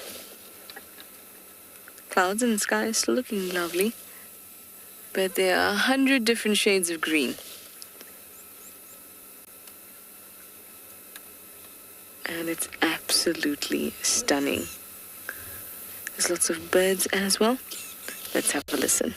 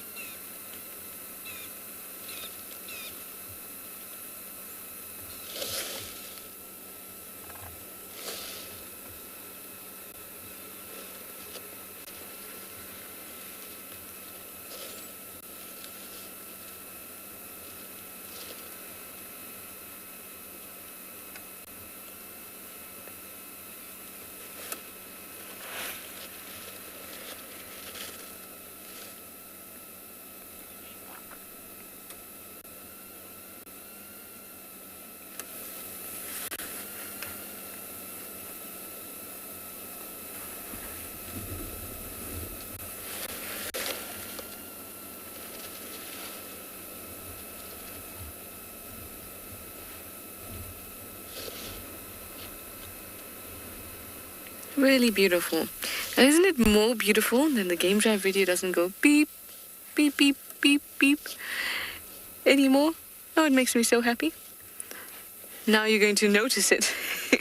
It's lovely. A silent appreciation segment is actually very lovely without the beeping.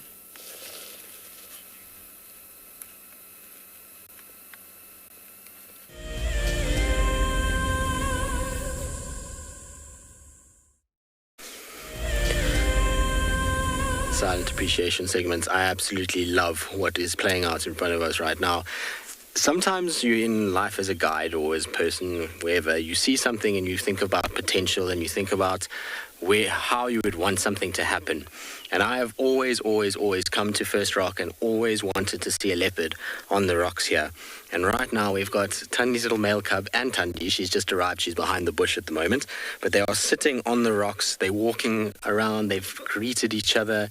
It has just been like that sighting that you always picture in your head. And I'm so glad finally we've managed to get one of these cats on the rocks. Obviously not the best part of the rocks. It would be much nicer if they were on the open, clear, kind of rocky sections, but it's not half bad. I'm going to roll forward a little bit, just see if we can get Mom and... Oh, no, now they're moving the wrong way. Sorry, cat.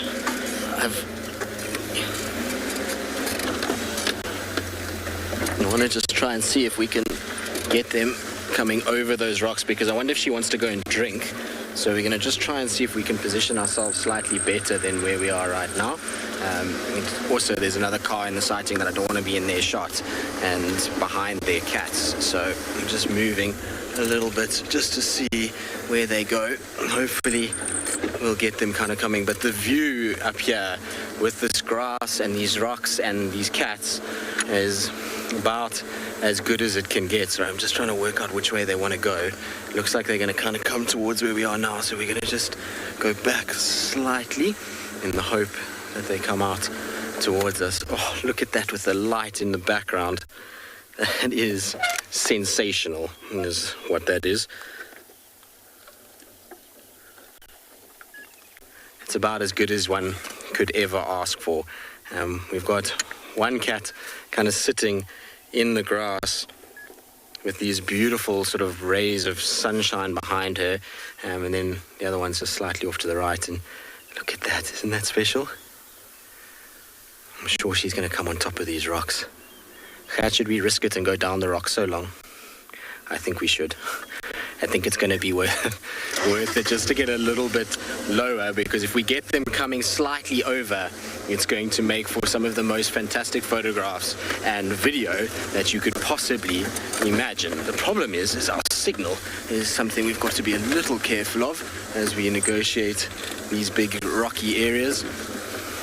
Just trying to see if I can get over here. It's very rocky and very, very undulating is the word for it. There she comes. Oh, it's going to be a treat when she gets on top there. There we go.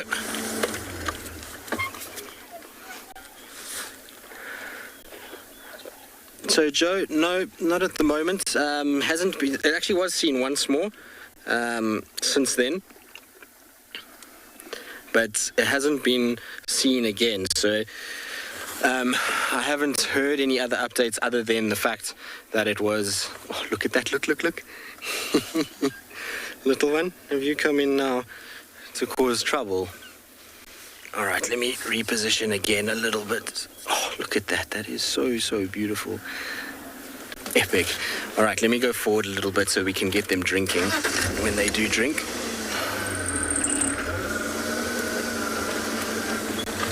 There should be a good little gap right here, but no, nothing on that male, unfortunately. There we go. We have the perfect kind of view of this little one having a drink from this wallow.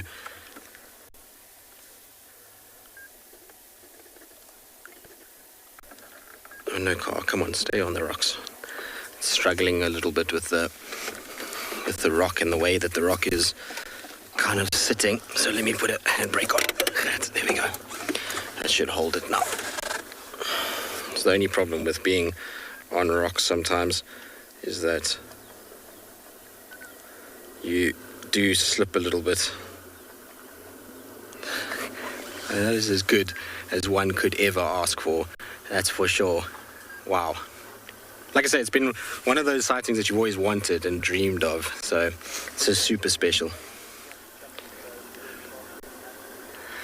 Chad, it has been reported before of a leopard taking on a stray cub, but it was related in some way. So it was the mother of the daughter who had the cub.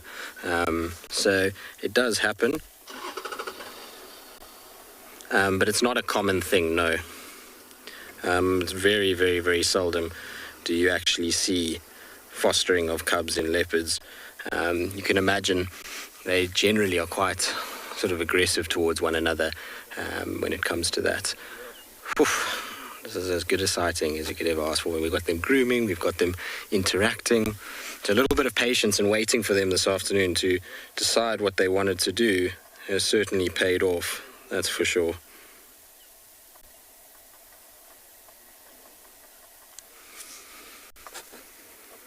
Oh, he looks like he's absolutely loving that. I wonder where Mom went. She can't have gone far. She was obviously just appeared on top of the rocks while we were sitting with him. We saw him come down the tree and trot this way, so we knew something had to be here. And generally, that's going to be Mom when you see those kinds of things. Mom is generally one of the only motivators for a leopard to come down a tree when hyena's around.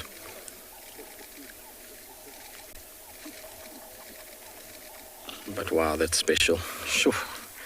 Like I say, being absolutely thoroughly spoilt by these two.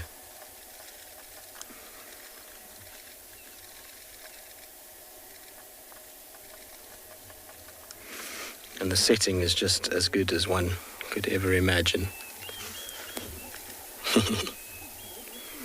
Looks like he's loving it, doesn't he? Or maybe not so much. He just poured Mom to the face. Hello, Mom. Give me a cuddle. Look at that. Oh, that is sweet.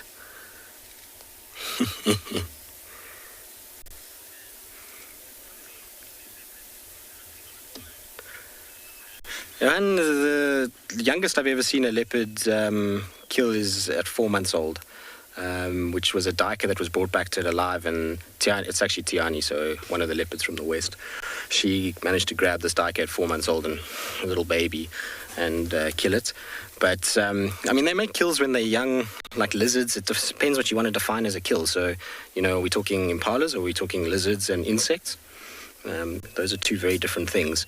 Generally, impalas will be when they sort of reach a year old and onwards, they can start trying their luck with those kinds of things. Oh, look at that paw over the head. That's sweet. Nothing like a little bit of love between leopards. You see he's grooming her back now. I always love watching the meetup of a mom and a cub. It's just like one of those intimate moments into a life of an animal that is generally so regarded as so reclusive and shy that when you actually get that and you're able to, you know, spend time with them doing this kind of stuff, you realize just how lucky you are and how special it is to be allowed into this little window of a leopard's life in order to see the kind of intimate moment between it and its cub.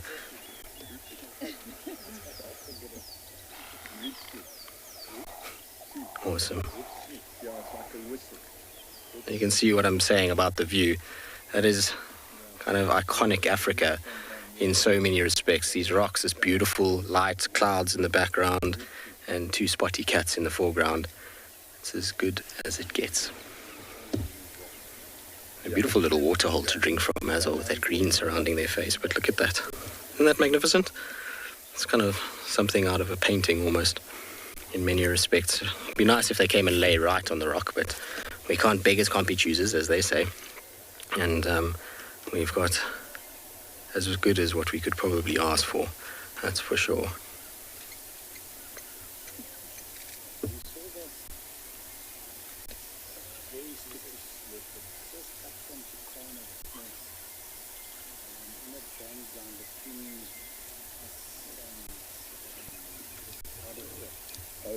Now, I don't think that they'll stay on this rock for that long. I suspect that what we're going to find is that they're going to have a little drink and then you'll find that Tundi's probably going to start moving on.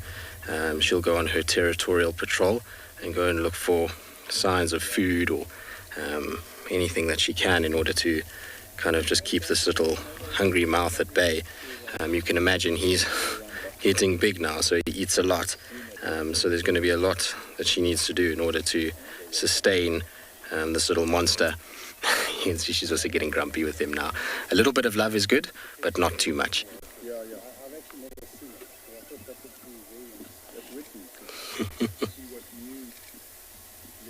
Oh, that's cool. You're going to come for another drink? Are you thirsty, boy?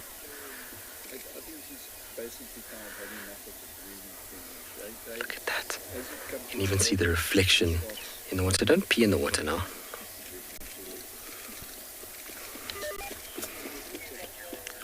Nature observer, it's about as good as one could ever ask for. It really is. What are you doing? Are you weeing in the water? It's got his tail in the water. That's a Hosana move. We used to see Hosana doing this quite regularly. I've seen Tlalamba do it too with her tail. But it looks like he's going to the loo in the water itself, which is really not ideal. And she's not happy about it either. Tundi's like, I was about to drink there. Why are you going in the water? Not acceptable. And you have a wet tail now that she has to groom and fix.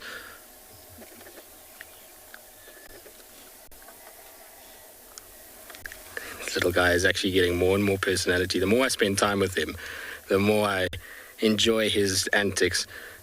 He's chasing flies now. What are you doing, you silly sausage?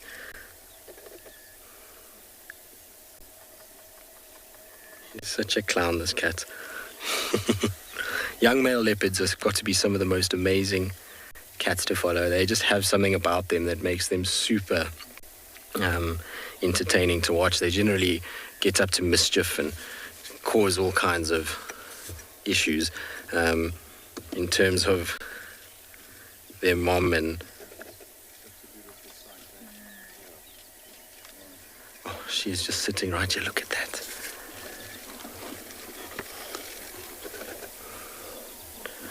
A Tundi smile.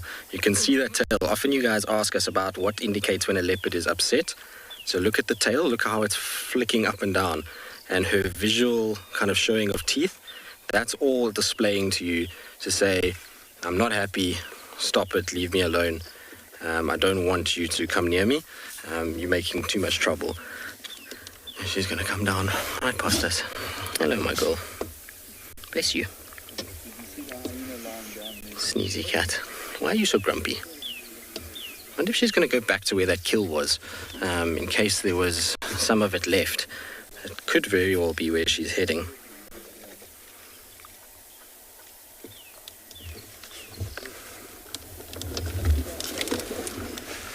There they go. Look at that little white tail. Isn't that cute? What are you doing in front here? That is super, super, super special. I'll take that as a ridiculously good sighting.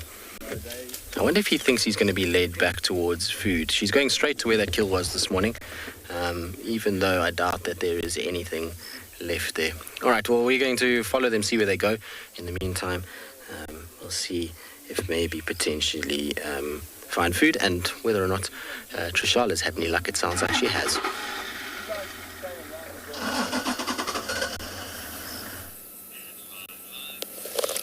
Look at this.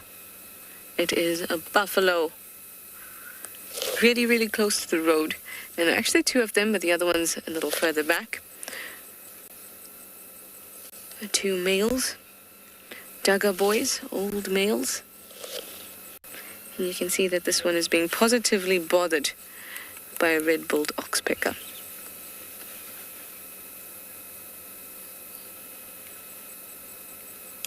They're having the most comical time together of tolerance and irritation to our amusement. And there are about 1 million flies all over the place. Look at how he's looking at us.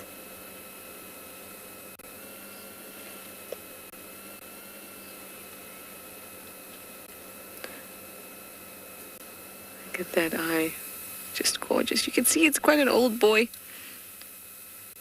Because apart from the fact that his boss looks quite old and flaked, it's kind of separated in the middle, and as they get older, that happens. They don't have that big, strong, thick boss, which is that fused bit of horn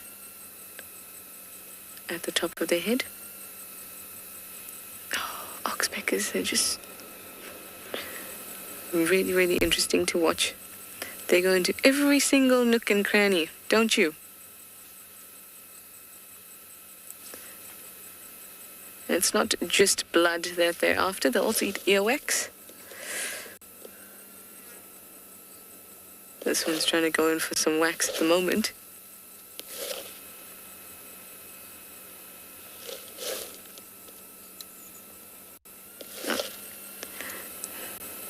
Some underarm will do instead.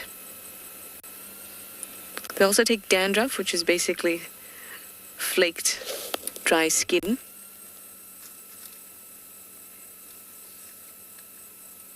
It doesn't want to give you your earwax.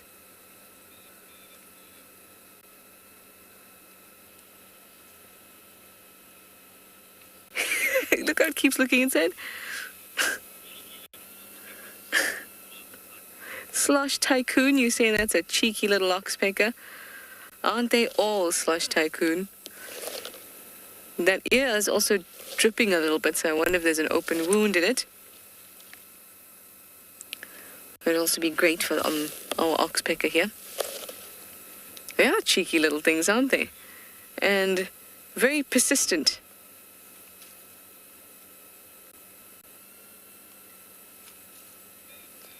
But our gorgeous old buffalo has been very good about it. And you can see that horizontal pupil. Really important for maintaining a good view of your surroundings, even though the eyes don't give great depth of field. That has more to do with eye placement. That horizontal pupil means that while they're grazing, while they're feeding, they can still maintain quite a good view of the horizon. And they can keep the horizon in view even while they're feeding. And that means that they always have an eye out. And if you are a prey species, particularly if you're grazing, and buffalo are a favorite of lions, or in kahumas, they love buffalo. You want to be able to keep an eye out. You also want to be able to keep an eye out for your herd.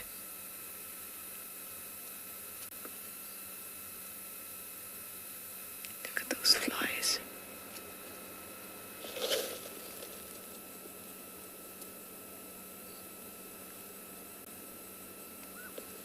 It's so chilled out, and because it's so close to the road, it's maybe just about 2.5 meters from the road, and we're on the other side of the road, so there's about 4 meters between us, 5 meters between us.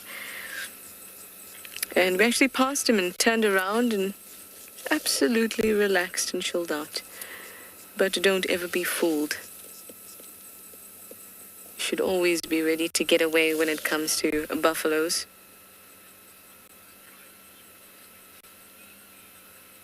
Diana, you'd like to know, why doesn't the buffalo just try and eat the oxpecker?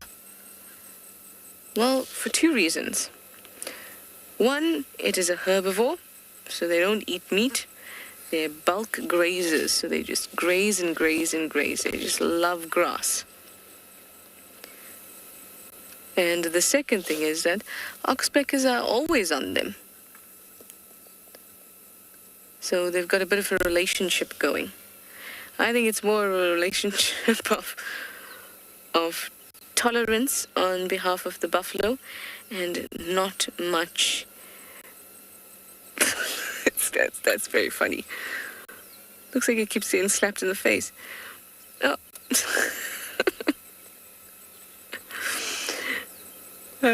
One of tolerance from the buffalo and not much benefit.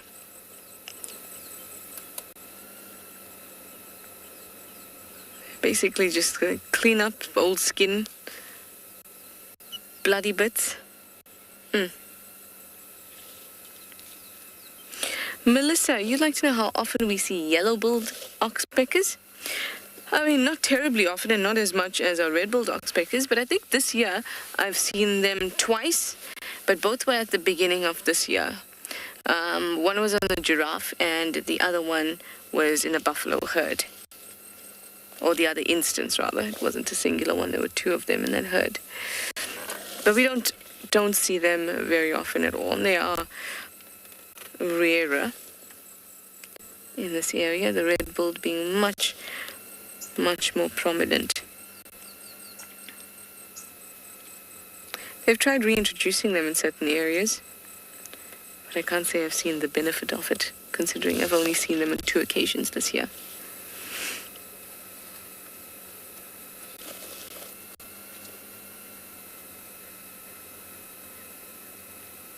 This guy looks tired. You need to find a mud wallow to sit in. You're going to have so much fun.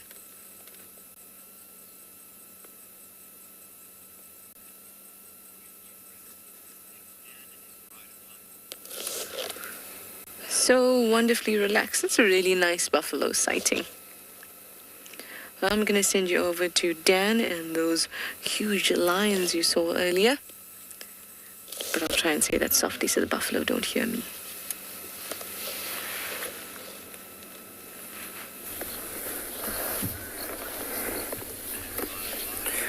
Welcome back, everybody. It's quite amazing. In our search for the elephant this afternoon, that cow in particular, we've managed to find, firstly, those 2 male lions, and then the rest of the Birmingham Pride. Well, not the rest of them, 11 members, in fact. And you can see they're lying pretty much right on the road.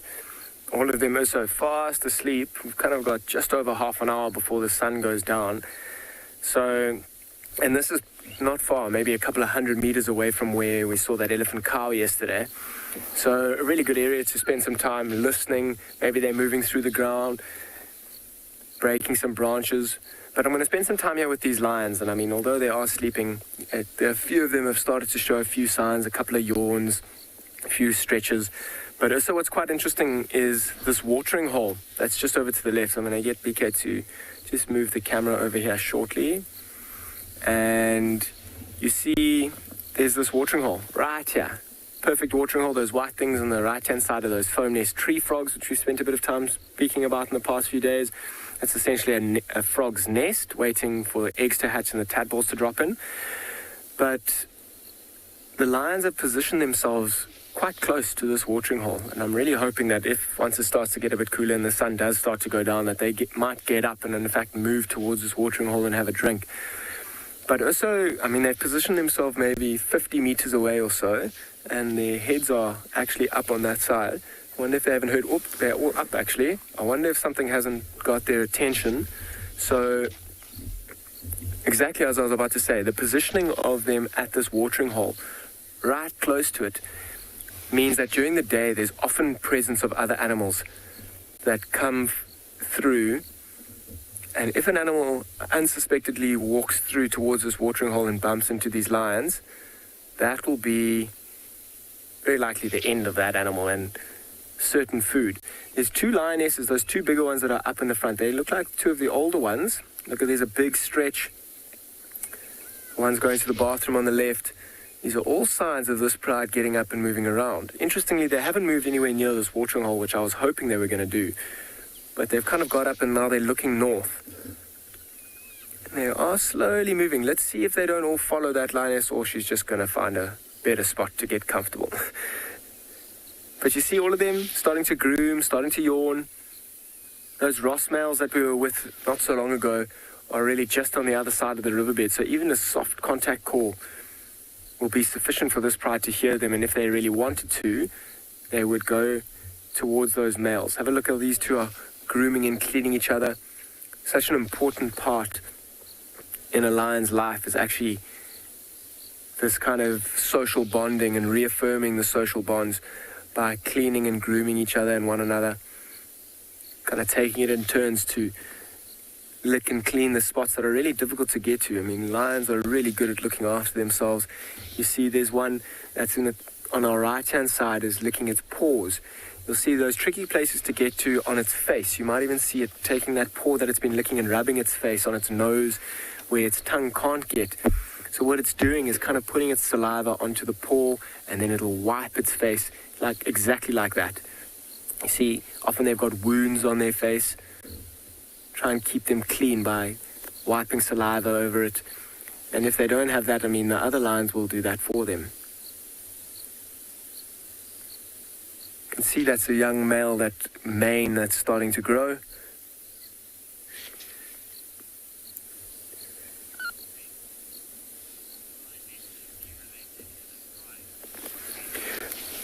Brent, would all the lionesses in this pride be related? And the answer to the question is yes. This pride has been in this area for many, many years, and the females never leave unless they get to a certain number in the pride, and then it becomes incredibly difficult for them to feed, in which case a lioness might take her cubs or another lioness and actually move out to start a new pride and take over a new territory. Have a look at those two white lions in the middle. I mean, it's a real good time to have a look at the difference in the colors between them. Up and up they are, hey? You see with those two older lionesses in particular, with them getting up and moving, the younger ones have all taken that cue. And they're also moving. I wonder if something initially didn't get their attention. You see how a couple of them have stopped. Ears are facing directly towards where they're going, if they haven't heard something up ahead. And if they have, oh. I can just hear animals running. And did you see that one lioness kind of moving around? Baboons that are shouting. Okay, hold on. Lions are off running. Let's try and see if we can catch up. Wonder what's happening in here. So that animal, whatever it was that got their attention earlier, I wonder if it either got the scent of them or actually saw them and made a run for it. The lionesses might even try and split up and kick into a hunting mode and try and chase the animals into the rest of the pride.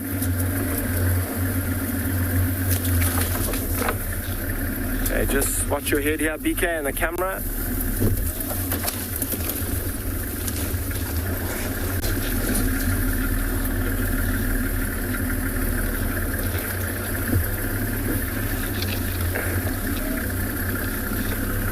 So you can see them moving up ahead of us. I'm going to stop here for now, let them give a bit of space so that I can actually keep following them. I wonder if that other lioness that initially took off to the right-hand side isn't maybe going to try and loop around and chase. I heard baboons shouting up ahead. I mean, a baboon can very easily just climb into a small bush and escape from these lions. But look how thick and dense it is here. They've really got the advantage of cover, and that'll allow them to get much closer to a prey species, which will give them the best shot at actually being able to take it down. Listen, don't know if you can hear those baboons calling. The ears of these lions are pointed right in that direction.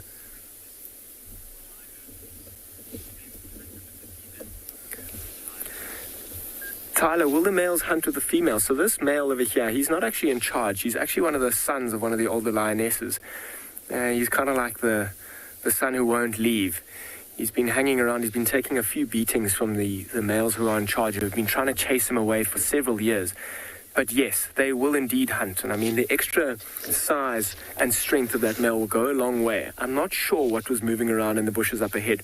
But if it is a bigger prey, I mean, there's 11 lions here and there's 2 males from the other side of the river who will very likely hear if an animal is being brought down, and they'll come through. But the extra size and weight and strength of a male lion will go an incredibly long way to bringing down the bigger prey. You'll see, I mean, this male, he's nowhere near as experienced as the females at hunting. So he may actually hang back a little bit and kind of wait for the right time to use his strength and his size to bring it down. So once the females have almost put a certain animal in their sights, and they might even be jumping on the back, they'll wait for the male to come in and add that extra weight and strength to actually bring it down.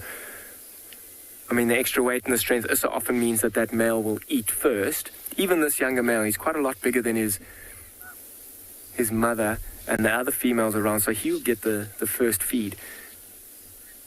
And the day when he actually gets to leave this pride, or has to leave this pride, he's spent the last few years really taking advantage of the fact that mom's been looking after him and feeding himself really well. There's a nomadic period in a lion's life, or a male lion's life rather, from when he leaves the pride to when he actually has to take over a pride. And that nomadic time can be quite difficult to hunt and feed. So the fact that this male has had really good food in the past few years has meant that he's gotten a lot bigger and a lot stronger. However, he's probably sacrificed a fair amount of hunting, skill and experience, which maybe he can make up for in other areas. So I'm not going to go too much further. I mean, this lioness is right in front of us.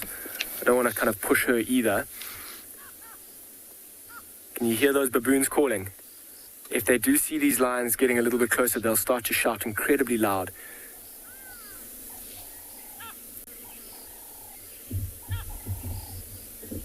I wonder if they're not kind of trying to plan something here.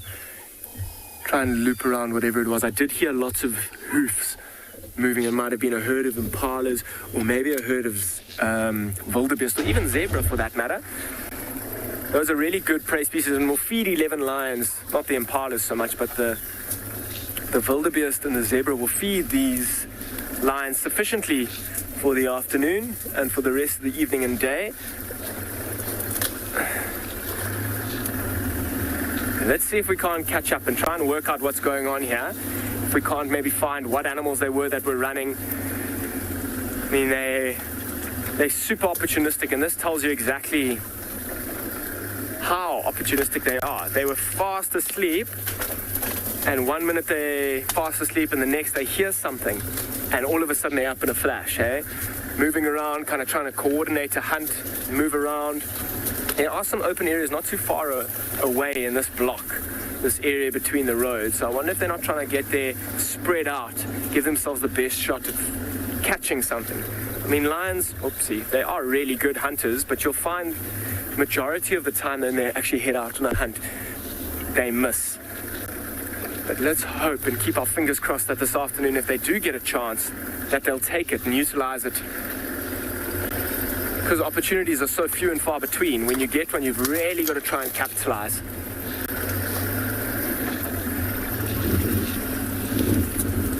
Sorry, quite a few spider webs we're driving into here. Let's quickly stop and have a look here.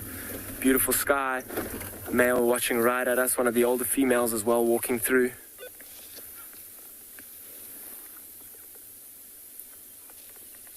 And you'll see what we're kind of doing here as well when we turn off. It's a really good time to listen. There are a few lions scattered around on the right-hand side. If one of them did catch something, you'd very likely hear that animal, whatever it is, making quite a lot of noise, struggling for its life. And these lions, I mean, the fact that we're still spending some time with at least a few members of the pride will give us a really good chance to follow them if something does get caught. They've kind of changed their behavior now. A few of them have laid down. I wonder if this opportunity isn't over for the time being. I mean, that the presence of those animals, whatever they were that were running very quickly, will very likely be in and around this area for the next few hours. They may in fact just sit here waiting for their opportunity, wait for the cover of darkness. That gives them an extra advantage in this hunt and allows them to not be seen as easily. I can hear a wildebeest. Sounds like it might even be alarm calling. It's not being taken down. I just want to quickly move as well. Sorry, BK. There are a few lions that are moving up ahead of us. Let's see if we can't spot them and see what that wildebeest was in fact calling at.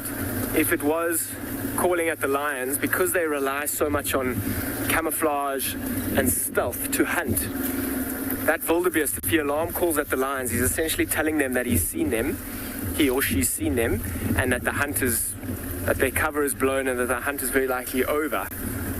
He has two inside young males.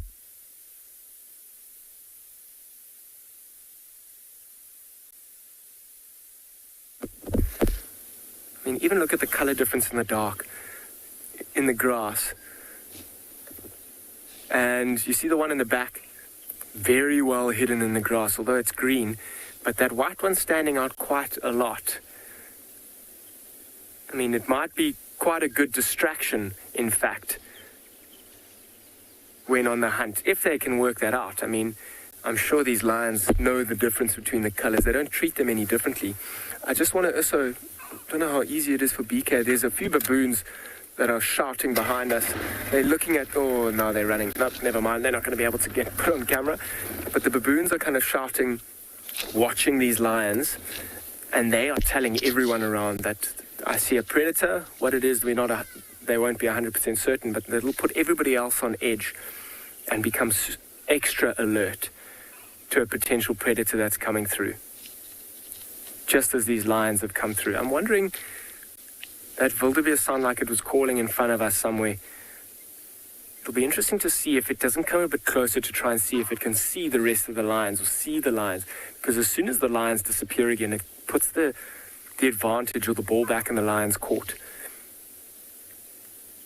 Just because if the wildebeest can't see them, it may allow the lions to sneak up on them.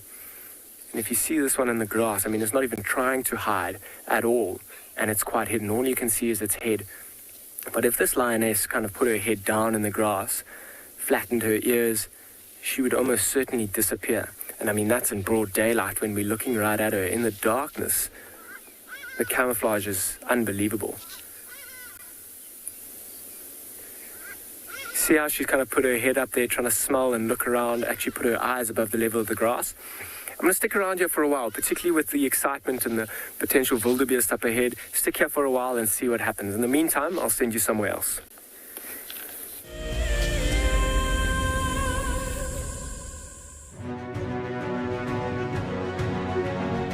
Hello, boy. You are a monster. And he's coming right up to us. Hello, boy. Oh, settle down. Settle down. He is very, very close. He's pushing his trunk against the car. You can feel the car moving. Hey, hey, hey, hey. Stop that. Expect the unexpected here on WildEarth Daily. WildEarth is launching our brand new Explorer program with an opportunity to win a very special WildEarth expedition. The lucky winner will get a behind-the-scenes WildEarth experience at the magnificent and beyond Ngala Tainted Safari Camp. The prize includes a 3-night stay for you and a friend with a chance to sleep out in the unique Ngala treehouse. Become a WildEarth Explorer and stand a chance to win this and many other prizes. Terms and conditions apply. Why is the Mara special? It's one of the only few places that you can find the annual wildebeest migration. I will still go for the lion. The main reason is a sign of royalty, leadership in my tribe, and apart from that, over here, it is feared by all but loved by everyone. Catch up with the guides daily here on WildEarth. Join our Explorers program so we can keep on sharing nature with the world. For a monthly subscription, you will have the opportunity to win fantastic WildEarth expeditions, have access to an animal identification app, receive weekly highlights from our shows, and much more. All the money will go to keeping these live safaris on air, which in turn connects a global population with nature.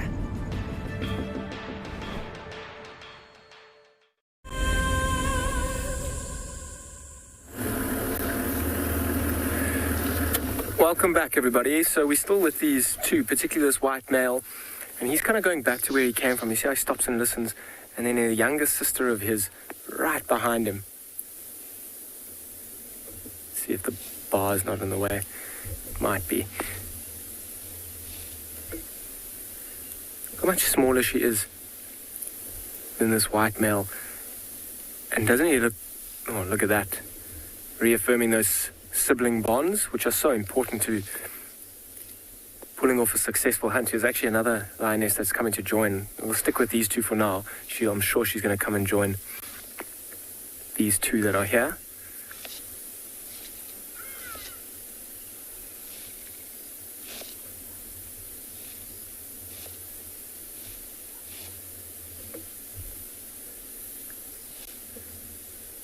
There's this one that's just come and lay down now. These are 3 of the younger ones. I mean, their experience in hunting is so nowhere near as good as the older lionesses who we left to about 20 meters to our left-hand side, or to their left-hand side as well. And this is super important for them to watch and learn. And I mean, the older ones kicked into a hunting mode very quickly, but these younger ones weren't far behind. And it is super important for them to watch and learn. And every hunting experience, I mean, there'll be common threads that they'll use in terms of certain stalks, but every hunt will be different. And they need to learn and adapt.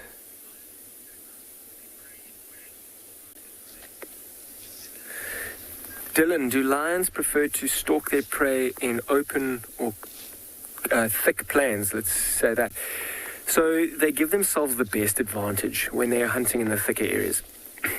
And because of that, they would like to, although they don't always get to choose exactly where they're hunting. So when they're moving through the thicker bushes, they may find an opportunity that presents itself a little bit closer than in the open plains. You'll actually find quite a lot of the prey species that they hunt, which will be anything really, from a small scrub hare, which is like a rabbit, to buffalo and giraffe. And you'll see that the prey species will often try and spend the evenings, particularly when the lions are most active, in the open areas, because that gives them the best advantage of spotting the lions coming from a distance. So they prefer to use the camouflage in the thicker bush. Just spotted one of the younger males as well. You see how he stopped? He's looking to the right-hand side. I wonder if this pride isn't trying to like regroup. Sorry, I keep popping my head in the way. It'd be amazing to see if this lion doesn't walk right towards us as well. Come and join up with the rest of the ones on our left-hand side. They're only lying a few meters away. So let's give him a few moments. Once he's kind of made up his mind as to what's going on, where he's looking, you see how his ears are pointing there.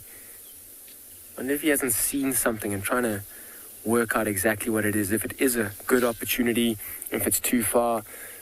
Dylan, you were talking about open areas. If there is something, and those wildebeest very likely would have moved to a more open area to give themselves the best chance at spotting the lions. I mean, look at that mane kind of growing underneath his chin. This young male's just over 2 years old. And you can start to see those features of a male lion starting to develop from the mane. You see his top, he's quite high, shoulders, front shoulders. It's kind of like, oh, let's see if he doesn't walk right towards us here. It's quite beautiful to watch them move, particularly in this light. It's kind of that golden hour in the afternoon. Sorry, that's my head again.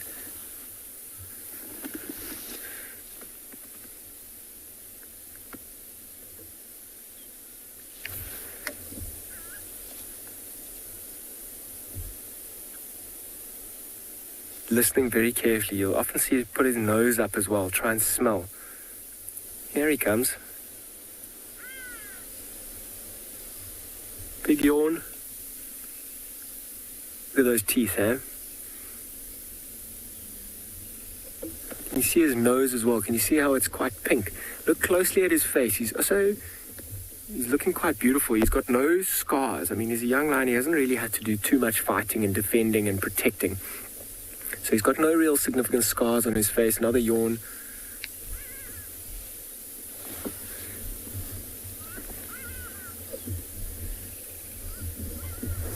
Walk straight past that lioness. I wonder if they're not going to go and join up the other more experienced, older females. Let's just move back a tad, see if we can see him.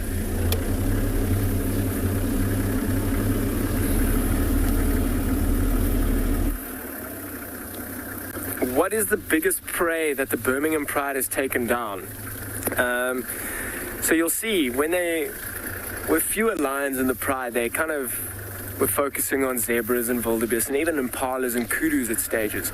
But now that they're sitting at 18 members, they're quite frequently taking down giraffe and buffalo. So I'd certainly say the biggest prey that they've taken down would be a buffalo. Sorry, this lioness is kind of walking right past us here. let her set the way rather than me push my way in here. So I'd say the biggest prey that they would take down is a giraffe. And I mean, everything out here is a balance between risk and reward. So obviously the reward of trying to take something like an elephant down is incredibly high. There's lots of food which will probably last several days. I've seen the Birmingham Pride feeding on elephant carcasses because they do die naturally, elephants, and they will feed a pride of lions for a long time. But actually taking one down can be quite tricky, particularly in the herds and the younger ones that lions might target. The younger ones very rarely move away from the herd or the protection of their mothers. And because of that, it's very difficult for a lion to actually get close enough to pull off a successful hunt. However, in certain areas, you will find lions that particularly specialize in hunting an elephant. Maybe there's excess elephant numbers or too few other animals around or prey species. So they have kind of joined up with everyone else. The smaller ones still moving. I wonder if there aren't a few more. Yeah, they're all kind of getting up. These are really good signs. I mean, that whatever it was that ran away kind of really kicked them into gear and woke them up, which is fantastic to see. You know, also keeping a real good ear open to see if we can't hear the males calling. So while they're all starting to settle down and regroup, I'm going to stick around here, but in the meantime, I'm going to send you to Tswalu on her search.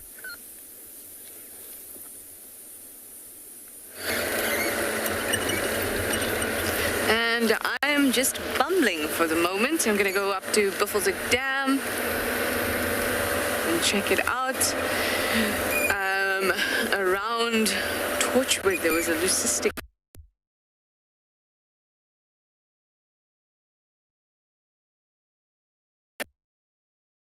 Okay. Sometimes we kind of avoid it. Yeah. Welcome back. So we just still here. I mean, this little white lioness is watching. Oh, up she gets. This little lioness, I mean, it's quite amazing to try and follow and watch these lions on a regular basis. And this female in particular, that white one, she's got the most amazing little attitude. She's quite fierce, kind of pushing her weight around.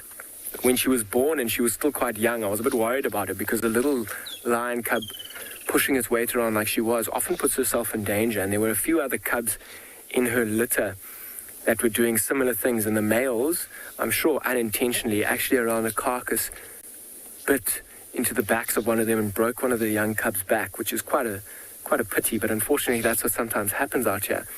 But she's done an incredibly good job to get to where she is, particularly with that fierce attitude. But I think that attitude in the years to come may be in her favor. So now there's just 2 or 3 lions here that are lying down. The rest of them have kind of got up and moved around. I wonder if we shouldn't try and get to the front of the pride here, see what they are moving towards, if anything. In particular, if they've haven't got a goal that they're trying to get there.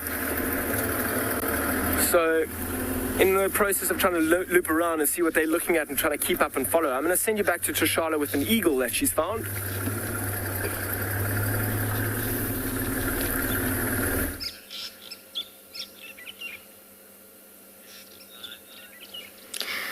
We are here.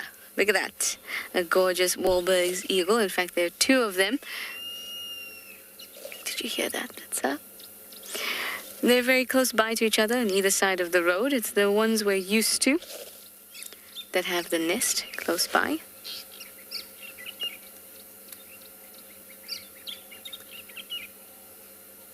And before you lost me, I was telling you that I'm going to go up to Buffelshoek Dam. And I'd love if there were some elephants around. And then I wanted to tell you about a leucistic elephant adult that was seen around Torchwood, a little bit further east. And because it's a bit busy now, we can't go in to have a look. But tomorrow morning, maybe they'll come through Djuma or even up to Buffelshoek.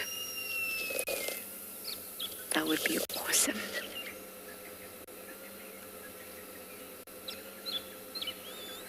So we had a look at these guys' nest, and we didn't manage to see a chick.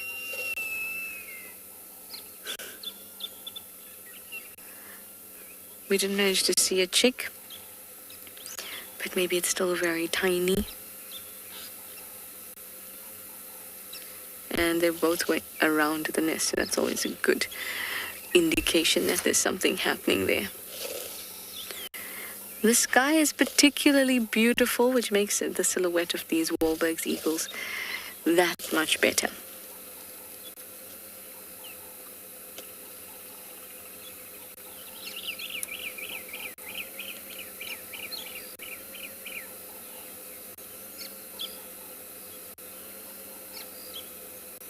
Look at that. Oh, that's perfect. Absolutely perfect.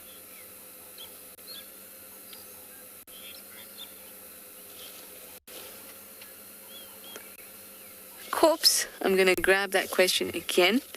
I didn't quite hear what it was.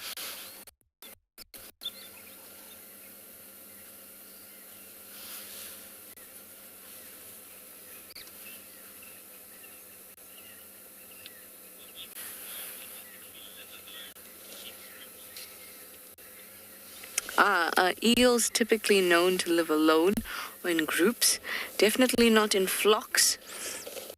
Flocks are kind of like being in a herd, and that it offers protection. And if you're a predator, like an eagle, it's not essential for you to live in flocks, but they will often be with a partner.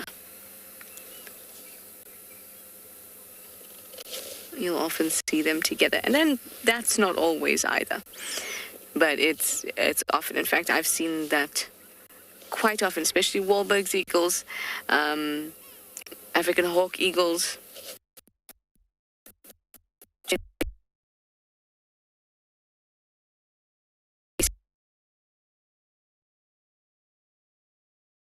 Snake eagles not as much, tawnies not as much, steppe not as much.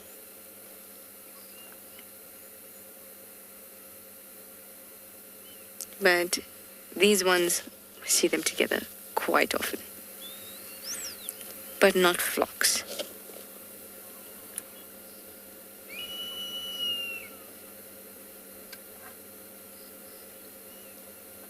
I want to get up to Buffelshoek Dam because I just have a feeling. I have a feeling about Lalamba, but I don't want to say anything because then I don't know if I'll jinx it. But I just have a feeling. So how about we get on moving towards the Buffelshoek Dam? And obviously 3 chameleons tonight, since drive ends a little bit later, so that means darkness will be for a little bit longer. Well, I'm going to send you over to Dan and his lions in the meantime while I set off to Buffelshoek Dam.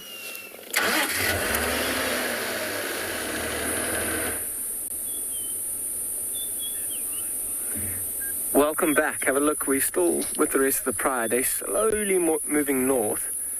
See how this one's head is up, trying to look over the bushes. I wonder if it hasn't seen something. I think it might have actually spotted one of the other lions in the distance. It's kind of like extended its neck right through that bush, using the bush still for cover in case whatever she is looking at turns around, and maybe with the bush in front of her it won't see her. I'm going to look up at that dead tree. There are lots of other lions that are lying underneath that dead tree as well. It's super camouflaged and dense in there. It's amazing how quietly and easily they move through this bush, eh? Look how interested she is though. Head is up, smelling, listening.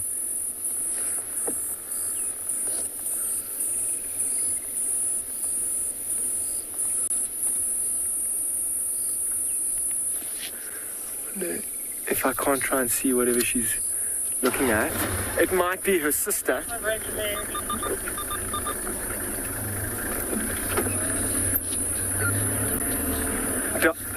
Darcine, how do lions communicate? And they'll do so in many ways. And one is through active roaring and calling.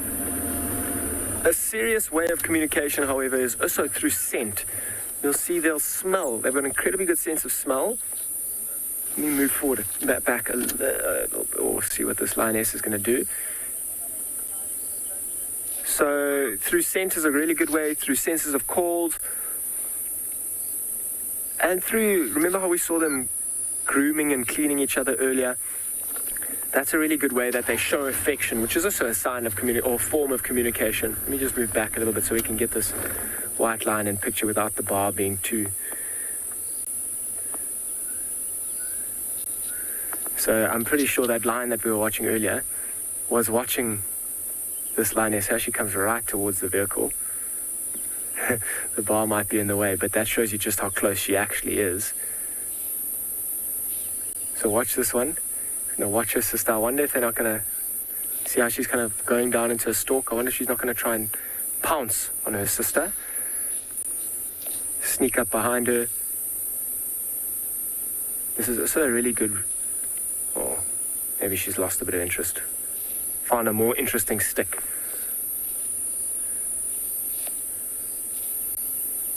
I'm sure when she was putting her head up over the branch, she was watching that white female. Now she's kind of biting this stick. Can't believe that stick got her attention over trying to pounce on her sister.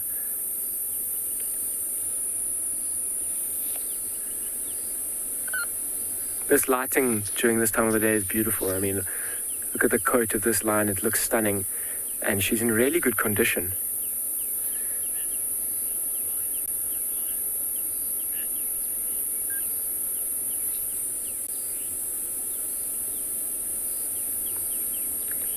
How's that pink nose as well? She's quite young in age.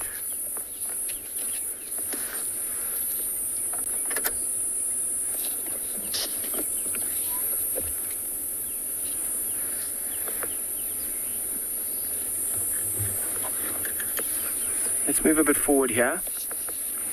Let's see if we can't get a look at underneath that bush. It seems like there are quite a few that are taking refuge in there. Oh, playing. Let's try and loop around here, get into a better spot. The younger ones also seem like they're moving back towards where the older ones are.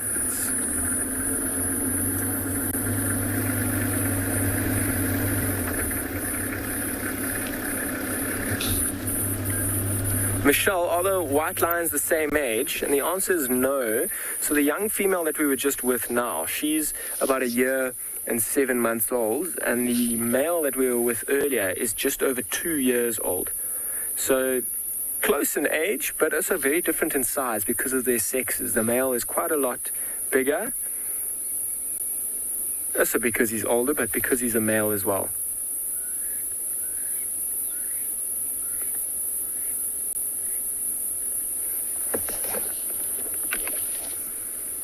Seems like they've kind of rested up again, particularly the older lionesses, who are the ones that we're really watching to see if they're going to be calling the shots in what direction they move.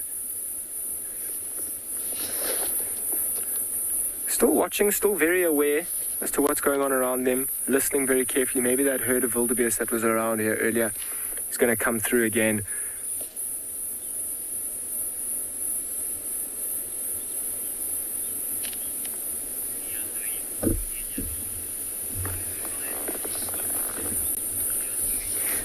Ziandri, why do lions sleep so much?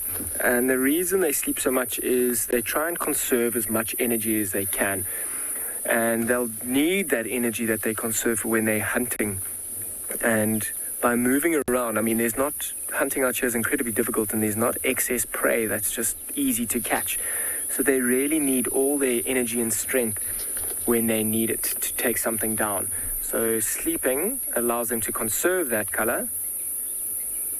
I mean, save that energy for when they really need it.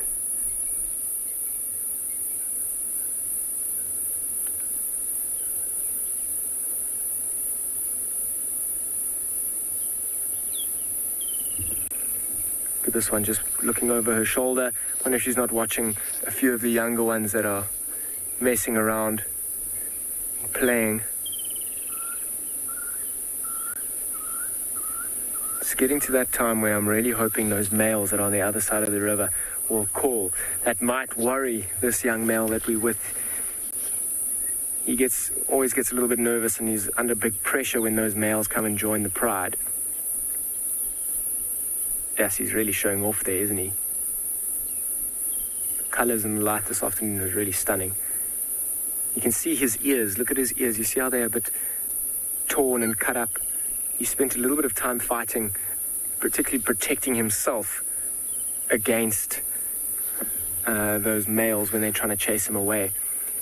Hasn't got so many scars on the front of his face, but I'm sure in the next few years those scars are going to become worse, particularly when he's fighting to protect a pride of his own.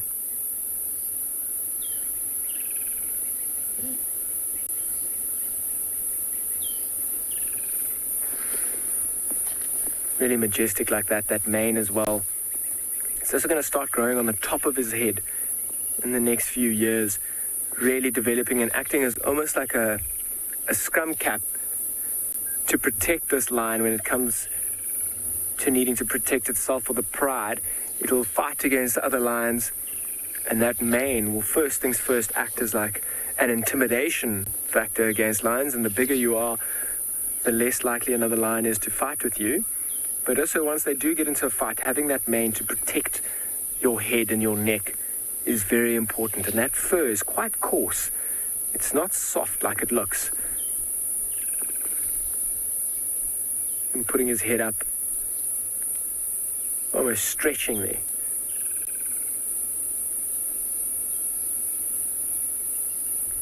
Those black markings behind the ears as well that are only visible when he turns his head like that, and actually stand out quite a lot. There's that younger white male as well. It's just over 2 years old. You can see, I mean, it's difficult to see when he's not next to his sister. But he's quite a lot bigger than that other young white lioness.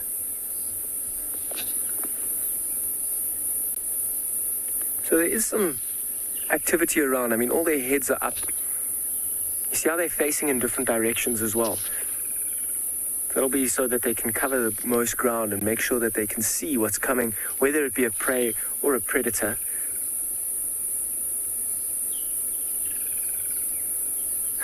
This young male looks like he's almost fighting sleep a bit, and that lioness also looks like she's fighting sleep and given in.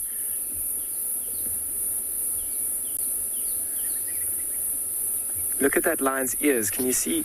Those look like ticks on his ears. I mean, there's quite a thin membrane of skin on the top of his ears, which will mean it's quite easy to get to the blood. And I mean, you'll never really see oxpeckers on lions, but they'll often get rid of ticks by licking. They've got these very coarse, rough tongues, which will be more than sufficient to taking ticks off and clearing them. I mean, he's going to have to rely on one of the other members of the pride to actually get to there and take those ticks off of his ears, because he can't lick his own ears. So I'm going to stick with these lions for the next short while. I might try and do a loop around, see where the rest of them are and what they're up to. In the meantime, I'm going to send you to another live location.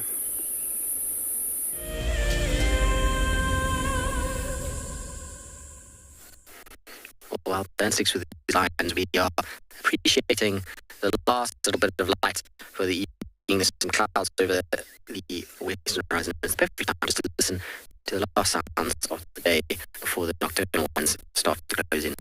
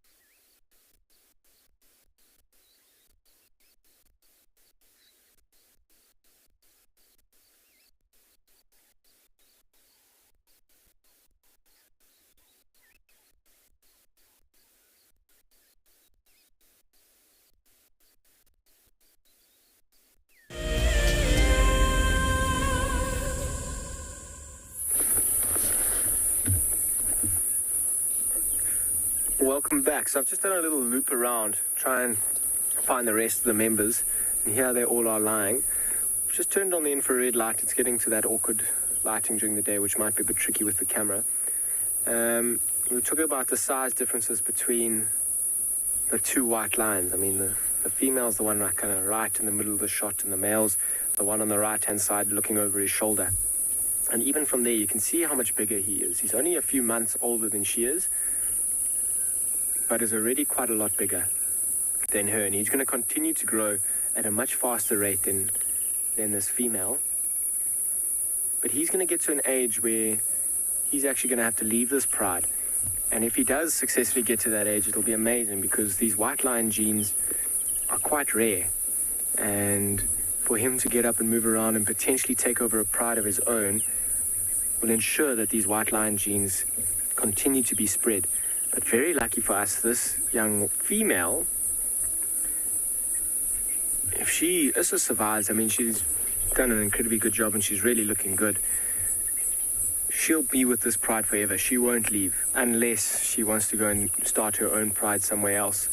But I don't think that's going to be for the next few years, or unless this pride gets to a serious number of maybe 30 lions like it has before, or they've got to 28 rather. And that's when they decided to split up. But being a female, she's going to spend the rest of her life with this Birmingham pride.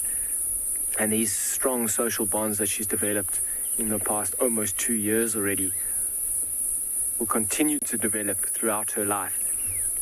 She'll start to sire her own cubs as well, or have her own cubs, in which she will then teach how to hunt, move around, and introduce to the pride, which will be the Birmingham pride's legacy forever, which is quite special.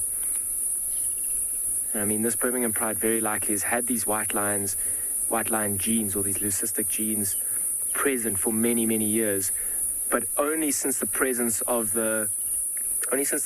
these Ross males have come through have we really seen them producing these white lions. I'm going to stick around here for a short while and send you over to Tswalu with her hippos.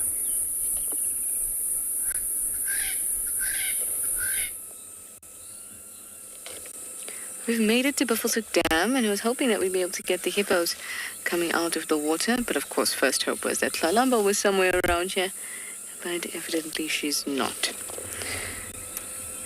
But the hippos should be getting ready to make their trek out of the water onto land to eat all that grassy goodness.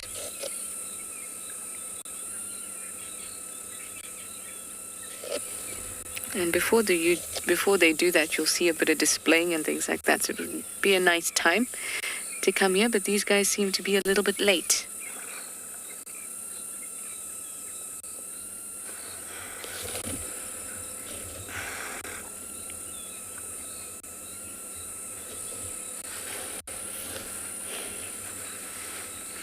They'll throw up their heads, thrash around, open their jaws very, very wide, thanks to a whole lot of important muscles and ligaments allowed to stretch that way. And that joint that allows the jaw to open and close being way back. Yes, I Way coming back back up to Djuma from... in the mouth, or neck rather, or throat, allows them to create that really wide, almost 180-degree angle of their mouths.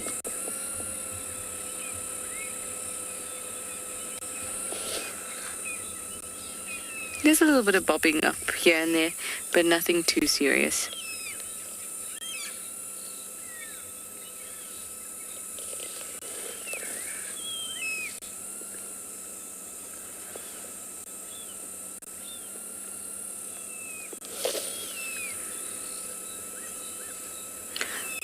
There's a Natal spurfowl that sound like they're dying in the background. That high-pitched, whiny scream, kind of that. It's a different call that they make compared to the one that we're used to.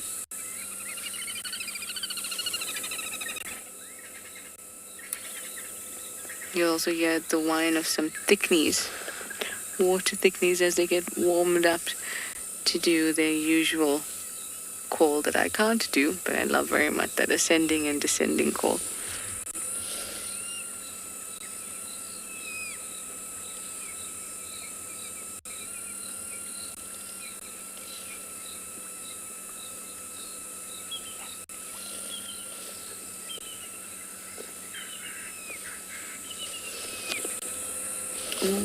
Are you gonna do it? Somebody's a little out of the water. Standing now.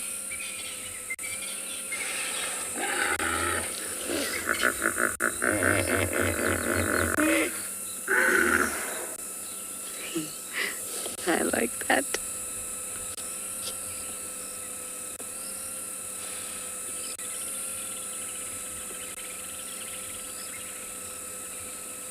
It's so loud, and when you sit here, it really goes through you. It's very, very loud.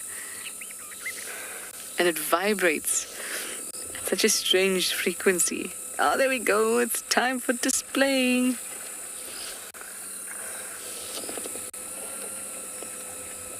Oh yeah, you have a go too, but your teeth are not as big. Wow. Oh, that's quite cute. That was not a baby, maybe from last year, maybe a year old or so. Definitely not from the ones that were born this year, which is just a couple months ago. Some really tiny ones were here in Buffelshoek Dam for a while.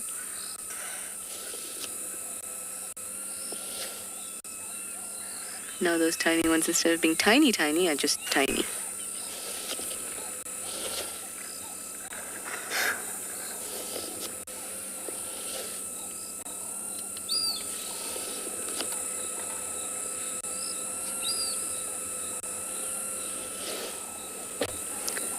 Come on, again.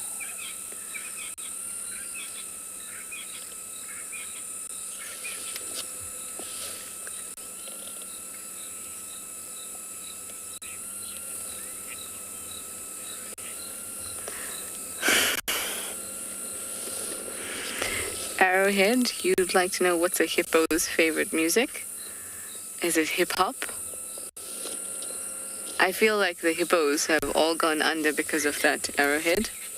Although I should not be talking because I make jokes like that all the time. I feel like they're heavy metal kind of animals.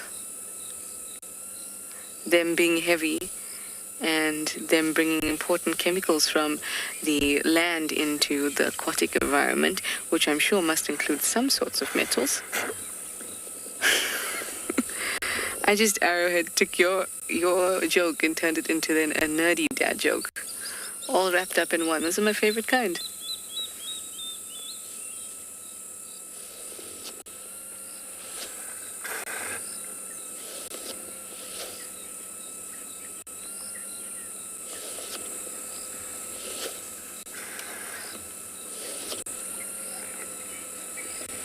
Come on, some nice big ones for us. Do we need to play some hip-hop music for you guys?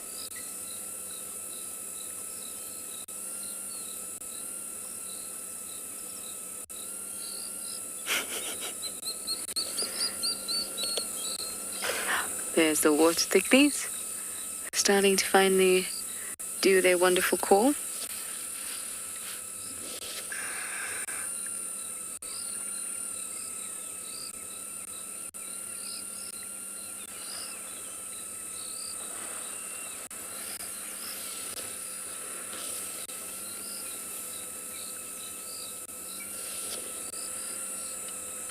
Some action in the far corner there.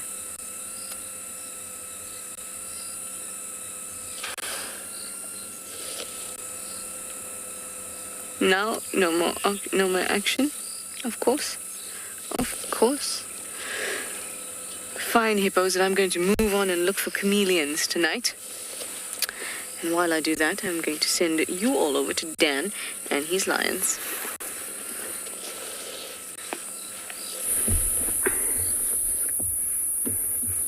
Trish, good luck with the chameleons. So we're sitting here and we heard those males calling from the other side of the riverbed, and that really got their attention. You see lots of yawning, and they didn't respond to those males. I mean, they don't really need the presence of the males at the moment. They don't need them unless they're really needing to protect themselves. So it's one of the older lionesses who's just got up. Wonder if they're not going to follow her. A little bit of grooming, a little bit of cleaning. Oh, yeah, a few of them are getting up. These are all good signs for them to get up and move around. So actually they're making space away from where those Ross males were calling from. So particularly if they do make a catch or kill tonight, having the males around will mean that there's less food for everybody else. So if they don't need them, they're not going to call back. Although if those males really wanted to find them, they'd put their noses to the ground and find the rest of this pride very quickly because they are so close. I'm going to keep a listen out for those males again. I'm also going to... Oh, here comes... Are they coming right in front of us? Almost. So, pride is now up and moving around. Moving around in front of us. Let's see if we can't manage to keep up. I mean, it can often be quite tricky during the day to off-road for these lions, but it's quite exciting at night, particularly because these lions are feeling far more comfortable at night. They know that they've got the advantage. Let me turn my lights on, that might help me a bit as well. And they've got the advantage of moving around and having the cover of darkness. Okay, I'm going to just stop here and let them, they're walking right in front of us. Let them go and move through. I'm going to actually try and do a little loop around here. Let's quickly go to the right. See if we can't get ahead of them. Also try and see if we can't have a look and see where they're moving to. If those wildebeest that we heard running earlier aren't around. Let's do a quick little loop around. Nice and open here as well. I mean, that's not in the lion's favor or benefit, having this open area. Just because that allows the prey to see them.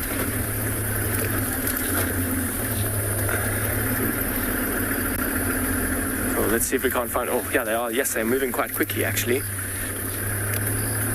Right in front of us.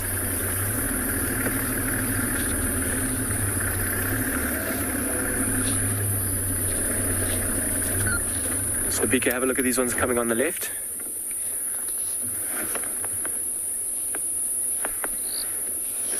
There's one that's walking right past the vehicle.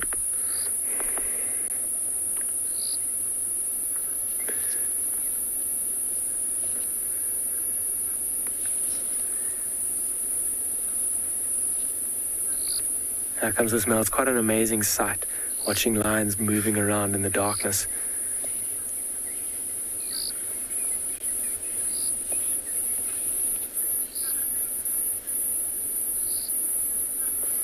This is quite interesting. If you quickly go to this male here, BK, it was almost as if he was scent marking, which is quite... This is also why he gets himself into a bit of trouble. By scent marking like that, he's almost asserting dominance or trying to, which is not dominant in this area. So I'm going to send you over to another live location while I try and keep up with these lions and see if they aren't successful this evening.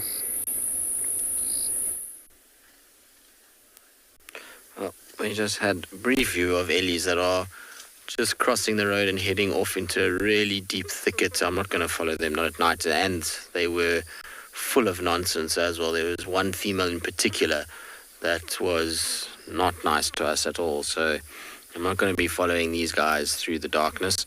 You can just make them out disappearing into the thickets. Most of the herd was fine, but there was a young female. For some reason, she had a bee in her bonnet and was insistent on sitting on Gert's lap at one point. She was kind of giving us a hard time and a run around her to give her a very stern reprimanding that that kind of behavior is not acceptable. I can hear another one coming somewhere in this general vicinity on my left-hand side here, but I can't see it. It's very dingy light. Let me just try and go around this corner and see if we can maybe get something coming out the corner. I'll just have a slight little look here quickly. Oh, there they are. There's a whole bunch here. Just turn off as we go around. Just giving them ample space to be able to walk. You can even see that they're moving very, very quickly. It's a herd that for some reason is not happy. What that reason is, I don't know. Maybe they've been harassed by bulls. Maybe there's some issue in amongst them. They've maybe walked into a predator. I don't know. But their movement is into the thickest, deepest part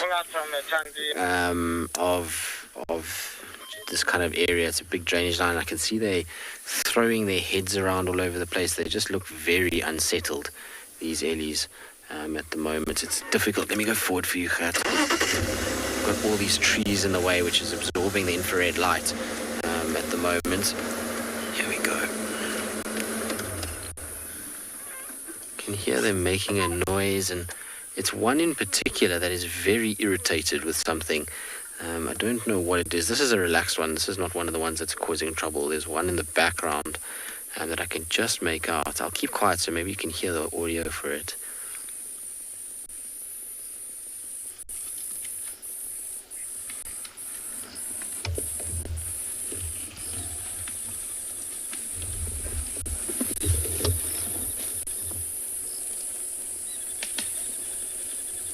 If you can hear those branches breaking and moving. This elephant is going and then turning and on its and then like charging forward and then turning. I don't know what's wrong with it. You know, normally that kind of behavior is when they're playing with one another, but they don't seem to be doing that. I'm definitely not going to be following this lot. It's nighttime. It's time to leave them alone. They are not a relaxed grouping of ellies, and so the better way is just to let them go. We don't obviously want to stress them out any further than they already have been by whatever it is, whether, like I say, it's a bull or a predator of some sort that's gotten to them. Either way, we're not going to indulge the nonsense that we got a little bit earlier from that one ellie. And so we shall carry on and see what else we can find. I did hear a hyena calling a little bit earlier, not too far from here, so we're going to just check around, see if maybe we get a patrolling hyena. Maybe we'll get lucky. I did go and check Chitwa for any signs of Sabui and the little one. I suppose they're not so little anymore, those two. They were basically the same size as she is these days. But there was no tracks for them anywhere on Chitwa. So I left that area. Now we're just checking the southern side of Djuma. We're going to see, maybe we get lucky with, I don't know, a Milwati sighting. That would be quite nice, wouldn't it? Or just anything, really. Nice evening to look for chameleons and any sort of nocturnal creatures. Bush babies as well. They might be out and about tonight. It's a beautiful, clear evening. We've had a bit of rain recently, so there's lots of very juicy trees to go and farm sap from.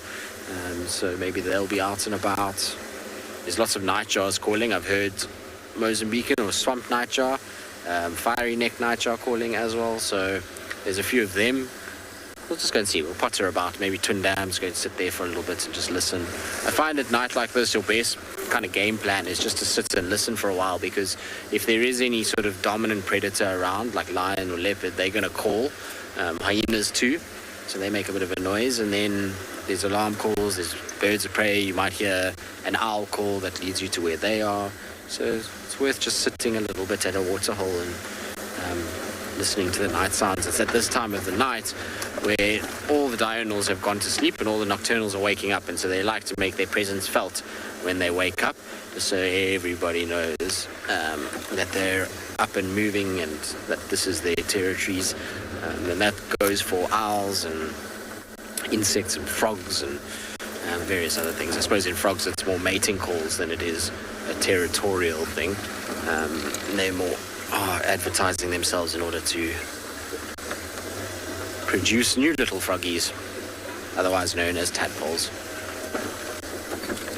All right, let's go and check Twin Dams. It's not far away from us here. Let's go see what's happening there. Hopefully there'll be a nice surprise for us when we get there.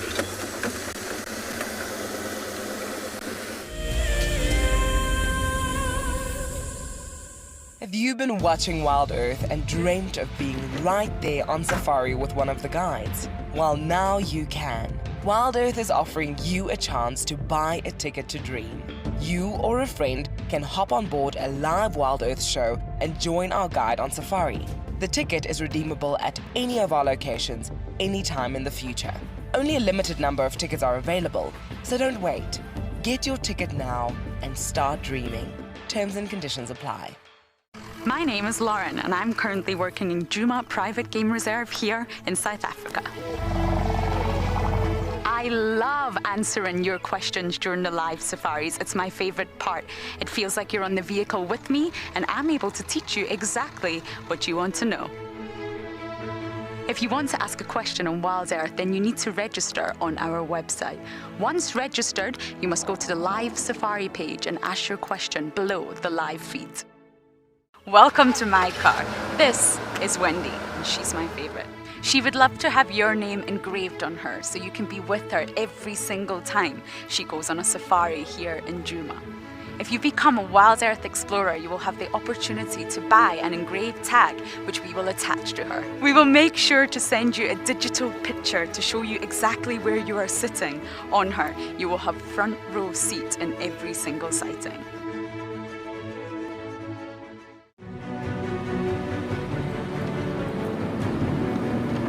We've seen these ellies really chase wild dogs before. Let's get into the spot.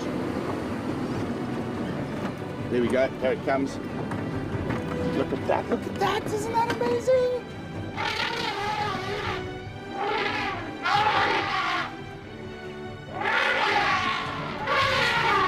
Expect the unexpected here on WildEarth daily.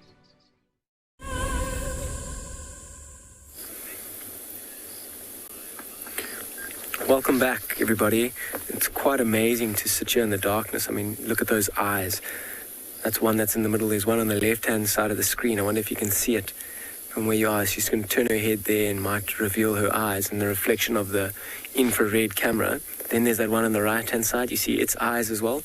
It's quite spooky, actually, sitting here in the complete darkness, watching lions.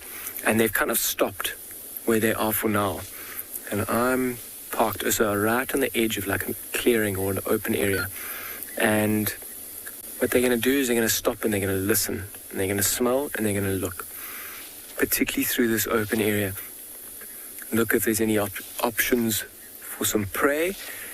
But also, even if they're not on the hunt, which I think because they're so opportunistic, they would always be on the hunt. But if they do just aimlessly walk through this clearing and there's something that they haven't seen, they're very likely it will alarm call at these lions, and that'll bring the attention or the presence towards them, which they don't want. So here we go, here comes this lioness, she's walking right towards us. Look how alert she is. Head moving left to right, listening. Look how carefully she's watching.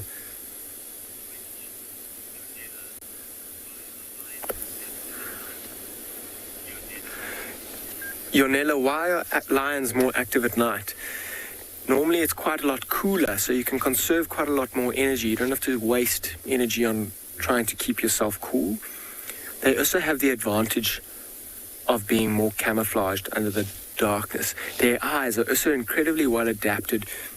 I mean, they do see in color, but nowhere near as much color as what we see in. Their eyes are far more adapted to taking in light rather than color, so they can see much better in the darkness, and they give themselves the best advantage at sneaking up to prey who are not so good at seeing at night. So that's one of the major reasons that they move around at night. But look how this one, it's super focused on something. It's looking behind our vehicle, wondering if it hasn't spotted some impalas. I wonder, I mean, it's in complete darkness. I can't, if I'm looking at her without the camera, I can't see anything that's going on around me. And I wonder if these lions haven't kind of like moved around this open area, try and see if they can't strategize a plan to try and catch something, even if it's something small.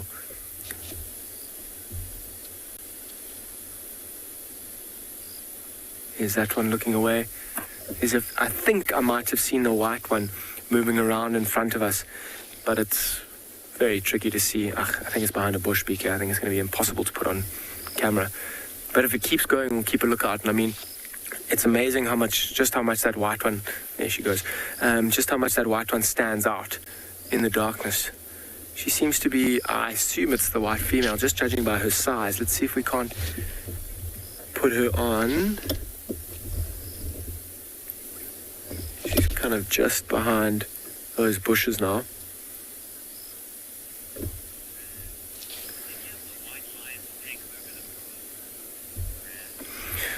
Rad, will any of the white lions take over the pride? Often, the males are the ones that are generally kind of in control of the pride. So that young male might leave at one point to take over his own pride. But within a pride, there is a hierarchy amongst the females, and there'll be older, more dominant females who will also be in charge of the pride, particularly when the males are not really around. And this female, this young white female, if she does get old enough and strong enough and big enough, she may very well become one of the lead dominant females controlling the pride. So there's a good chance. Kind of stopping, making sure that they've seen every area through this clearing before they just kind of walk through. I wonder where the rest of them are. Oh, I just heard it sounded like an impala alarm call. I wonder if the impalas haven't spotted a lion. You'll see if they do start alarm calling, these lions will just change their direction because they actually want to try and avoid the attention. Those impalas will bring the attention to everything that's around it. Hyenas will very likely come through and investigate on these impalas that are alarm calling.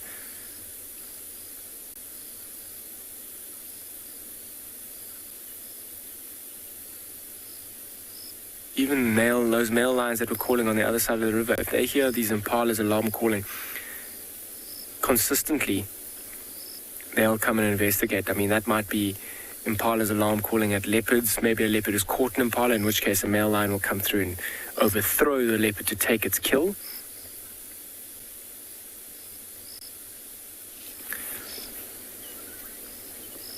They have kind of spread out. There's 11 lions that are potentially all the way around us. I'm only really looking at the one that's in focus, that you are as well. I have no idea where the rest of them are. She is beautiful. How are those eyes, though? A younger lioness, completely unscarred ears, unscarred face. And there's no light on her whatsoever. It's not reflecting any light. We're not putting her at any disadvantage or bringing any attention towards her. So I'm going to stick around here, see if they don't move through this clearing. Those impalas were alarm calling, but there's a good chance of something else being on the other side. I'm going to send you to Tswalu and her scrub hair.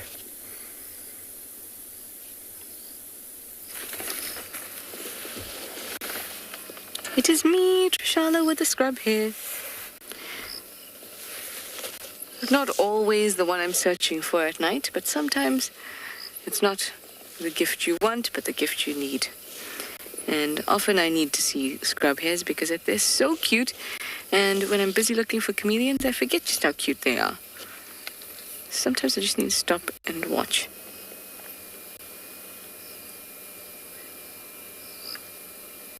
Busy chomping away.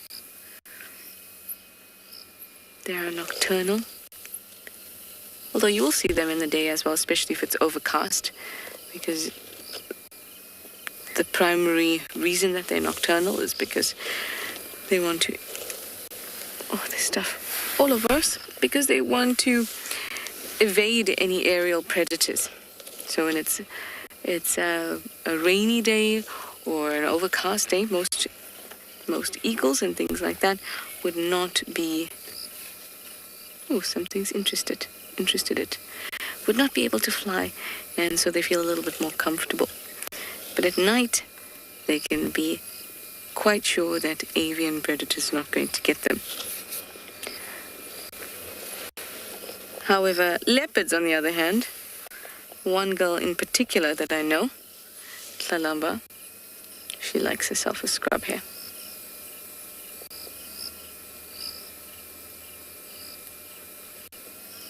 And in the nighttime, you get a good appreciation for their behavior and the things they do, like what they eat. You can actually see them doing these things. And in the daytime, when we see them, you can really see how beautiful they are.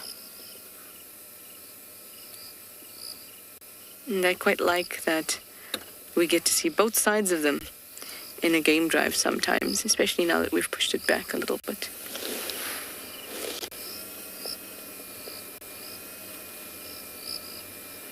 Oh, it's its mate.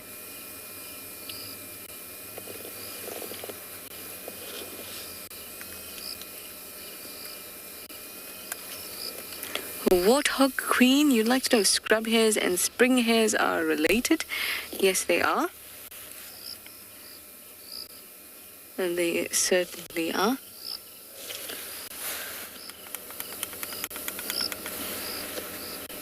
Oh, off we go.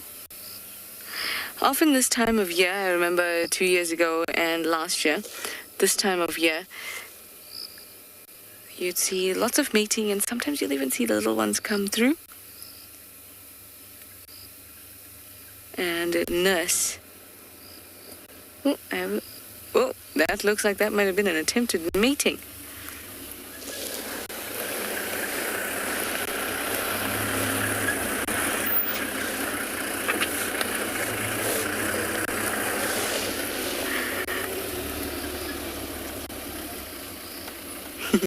That car was going to drive right through, and that was going to be the best sighting we had this evening.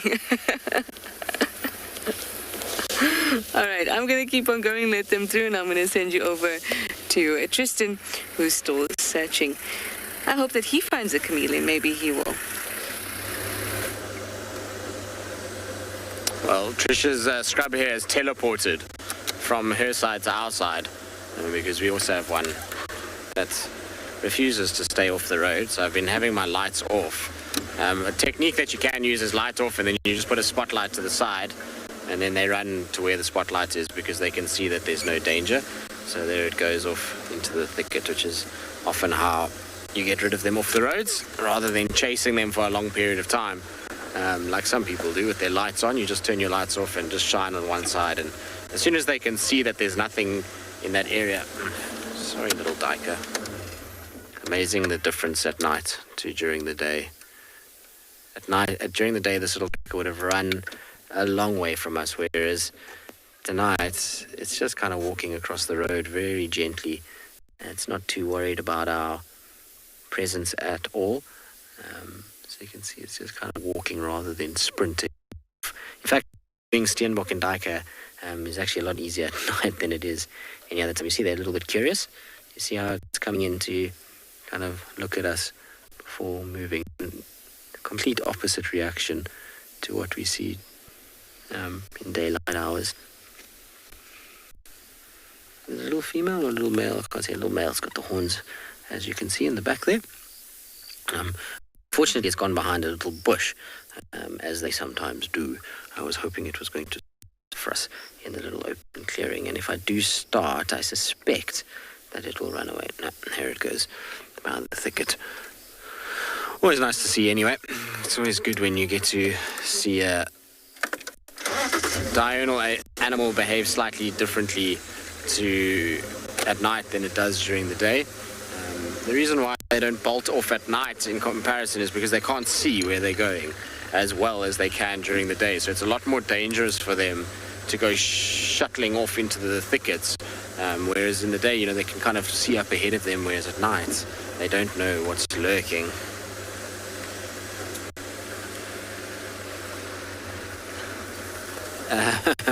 Jerome, yeah, multiple times actually. We've had a few vehicle being stuck in dangerous places before. I've had probably the worst one, I think, was when I had, for some reason, at the time at the lodge that I was working at, the car that I was driving was in serious need of new tires. So the tires had really worn to the point where they were on their last legs, and they hadn't been replaced yet. So we followed, it was the old Lala breakaway, so it was the female with no tail and the 4 youngsters that are now the Mangan Pride adults. And we followed them through, and it wasn't really a bad block, but I obviously nicked or drove over a sickle bush or a zebra wood, one of the two, but it must have been sickle bush because it was too big for a zebra wood, lying in the grass, and I managed to get 3 punctures at once. So all 3 tires went flat, the 2 on the right and the 1 on the back left. How the front left missed it, I don't know, but anyway, generally we only carry one spare. So we kind of thought about how we're going to get out of there. The problem was that all 3 tires were completely flat by the time we realized, because we just, you sit and watch the lines, you don't realize that air is slowly kind of pouring out. And so driving on those was near impossible, particularly off-road. So we had to change 2 wheels that we could on the opposite side of where the lines were lying. So the lines were lying about 10 meters away, and we ended up changing 2 tires very delicately. So that was on, and then we managed to drive out on the one flat and then change the 3rd tire away from the line. So I've had that. I've had to do that with leopards.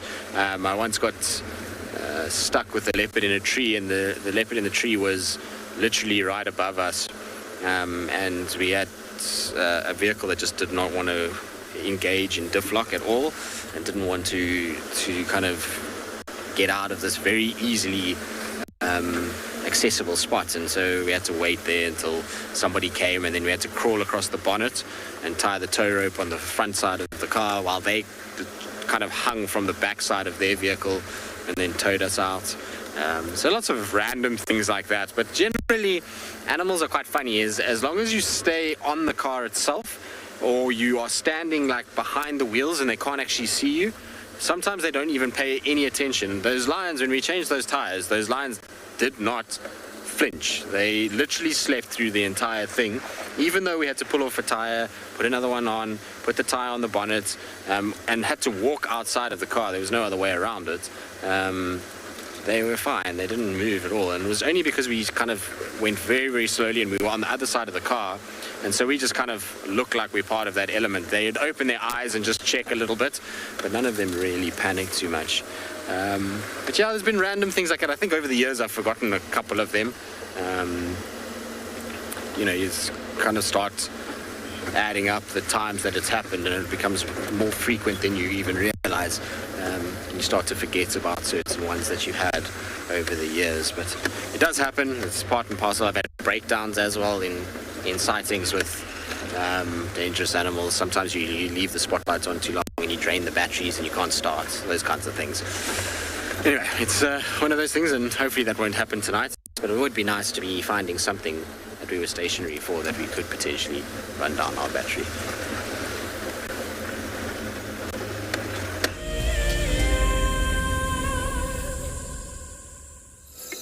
We've just gone past Vuyatela Dam, which means that there's lots and lots of gorgeous noises or sounds to be heard because of the water. So you might be able to hear some frogs, some crickets, all sorts of other stridulating happening.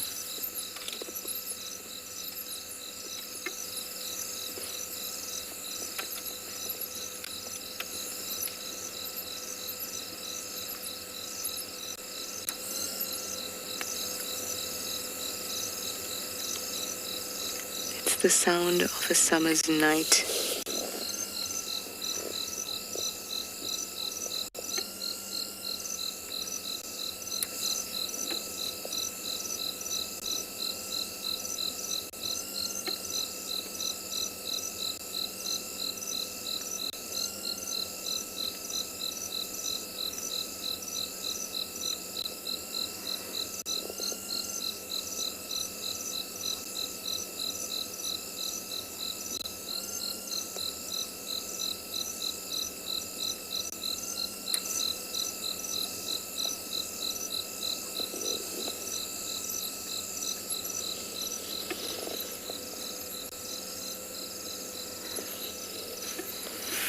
The flying ants are out.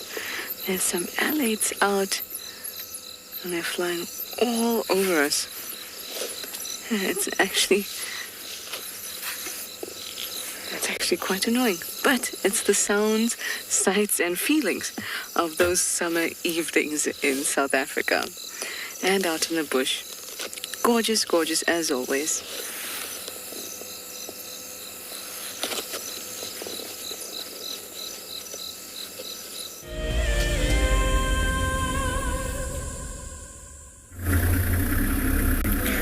Welcome back luck, everybody. So we stuck with this lioness, and she ran in the middle of a herd of impala, and she was a whisker away from catching one of the lambs, which I'm terribly disappointed for her, and maybe a little bit stoked for the lamb. But I mean, it wouldn't have fed everyone. She probably would have tried to eat it as quickly as she could, but it was quite exciting. I wonder if the rest of the pride haven't tried to run into a herd of impalas as well, try and scatter them, particularly if you manage to separate a lamb from the group of impalas. That'll give you the best shot at catching them. Oh, here come, there's two in front of us, in fact.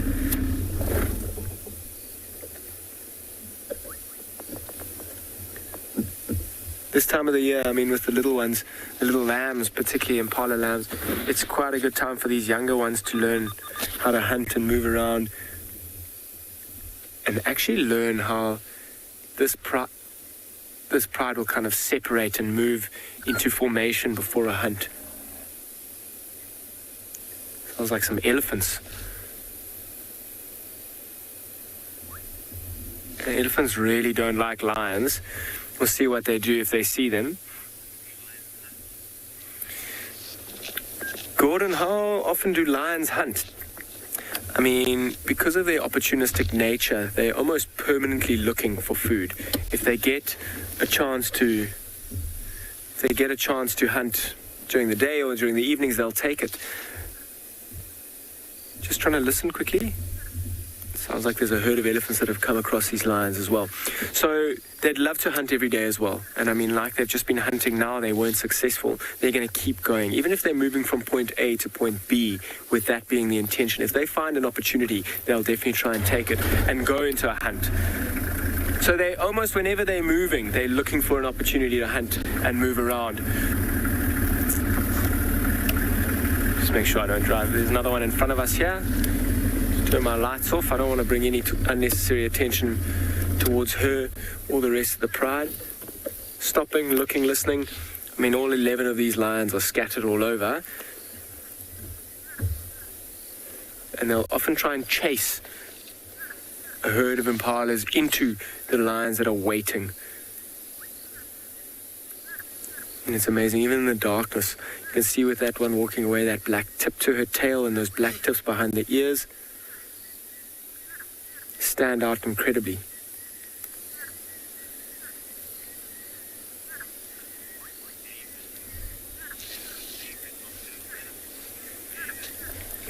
David, do I have a favorite nocturnal animal? I think my favorite animals, nocturnal and diurnal, would have to be lions. I mean, particularly because we get to follow them so frequently, and here at Ngala, our lion viewing is pretty damn good, actually.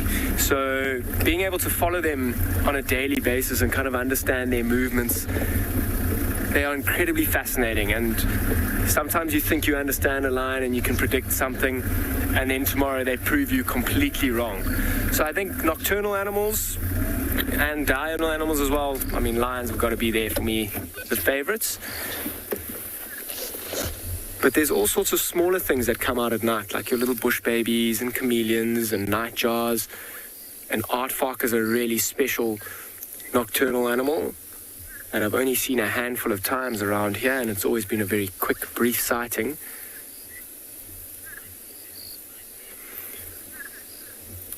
I don't know if you heard that. There's elephants that I'm sure have either smelt these lions. Listen. Male lions are calling to our right.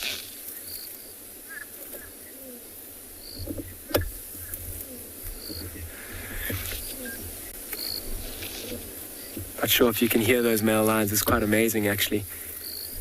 It's kind of stopped these lions in their tracks.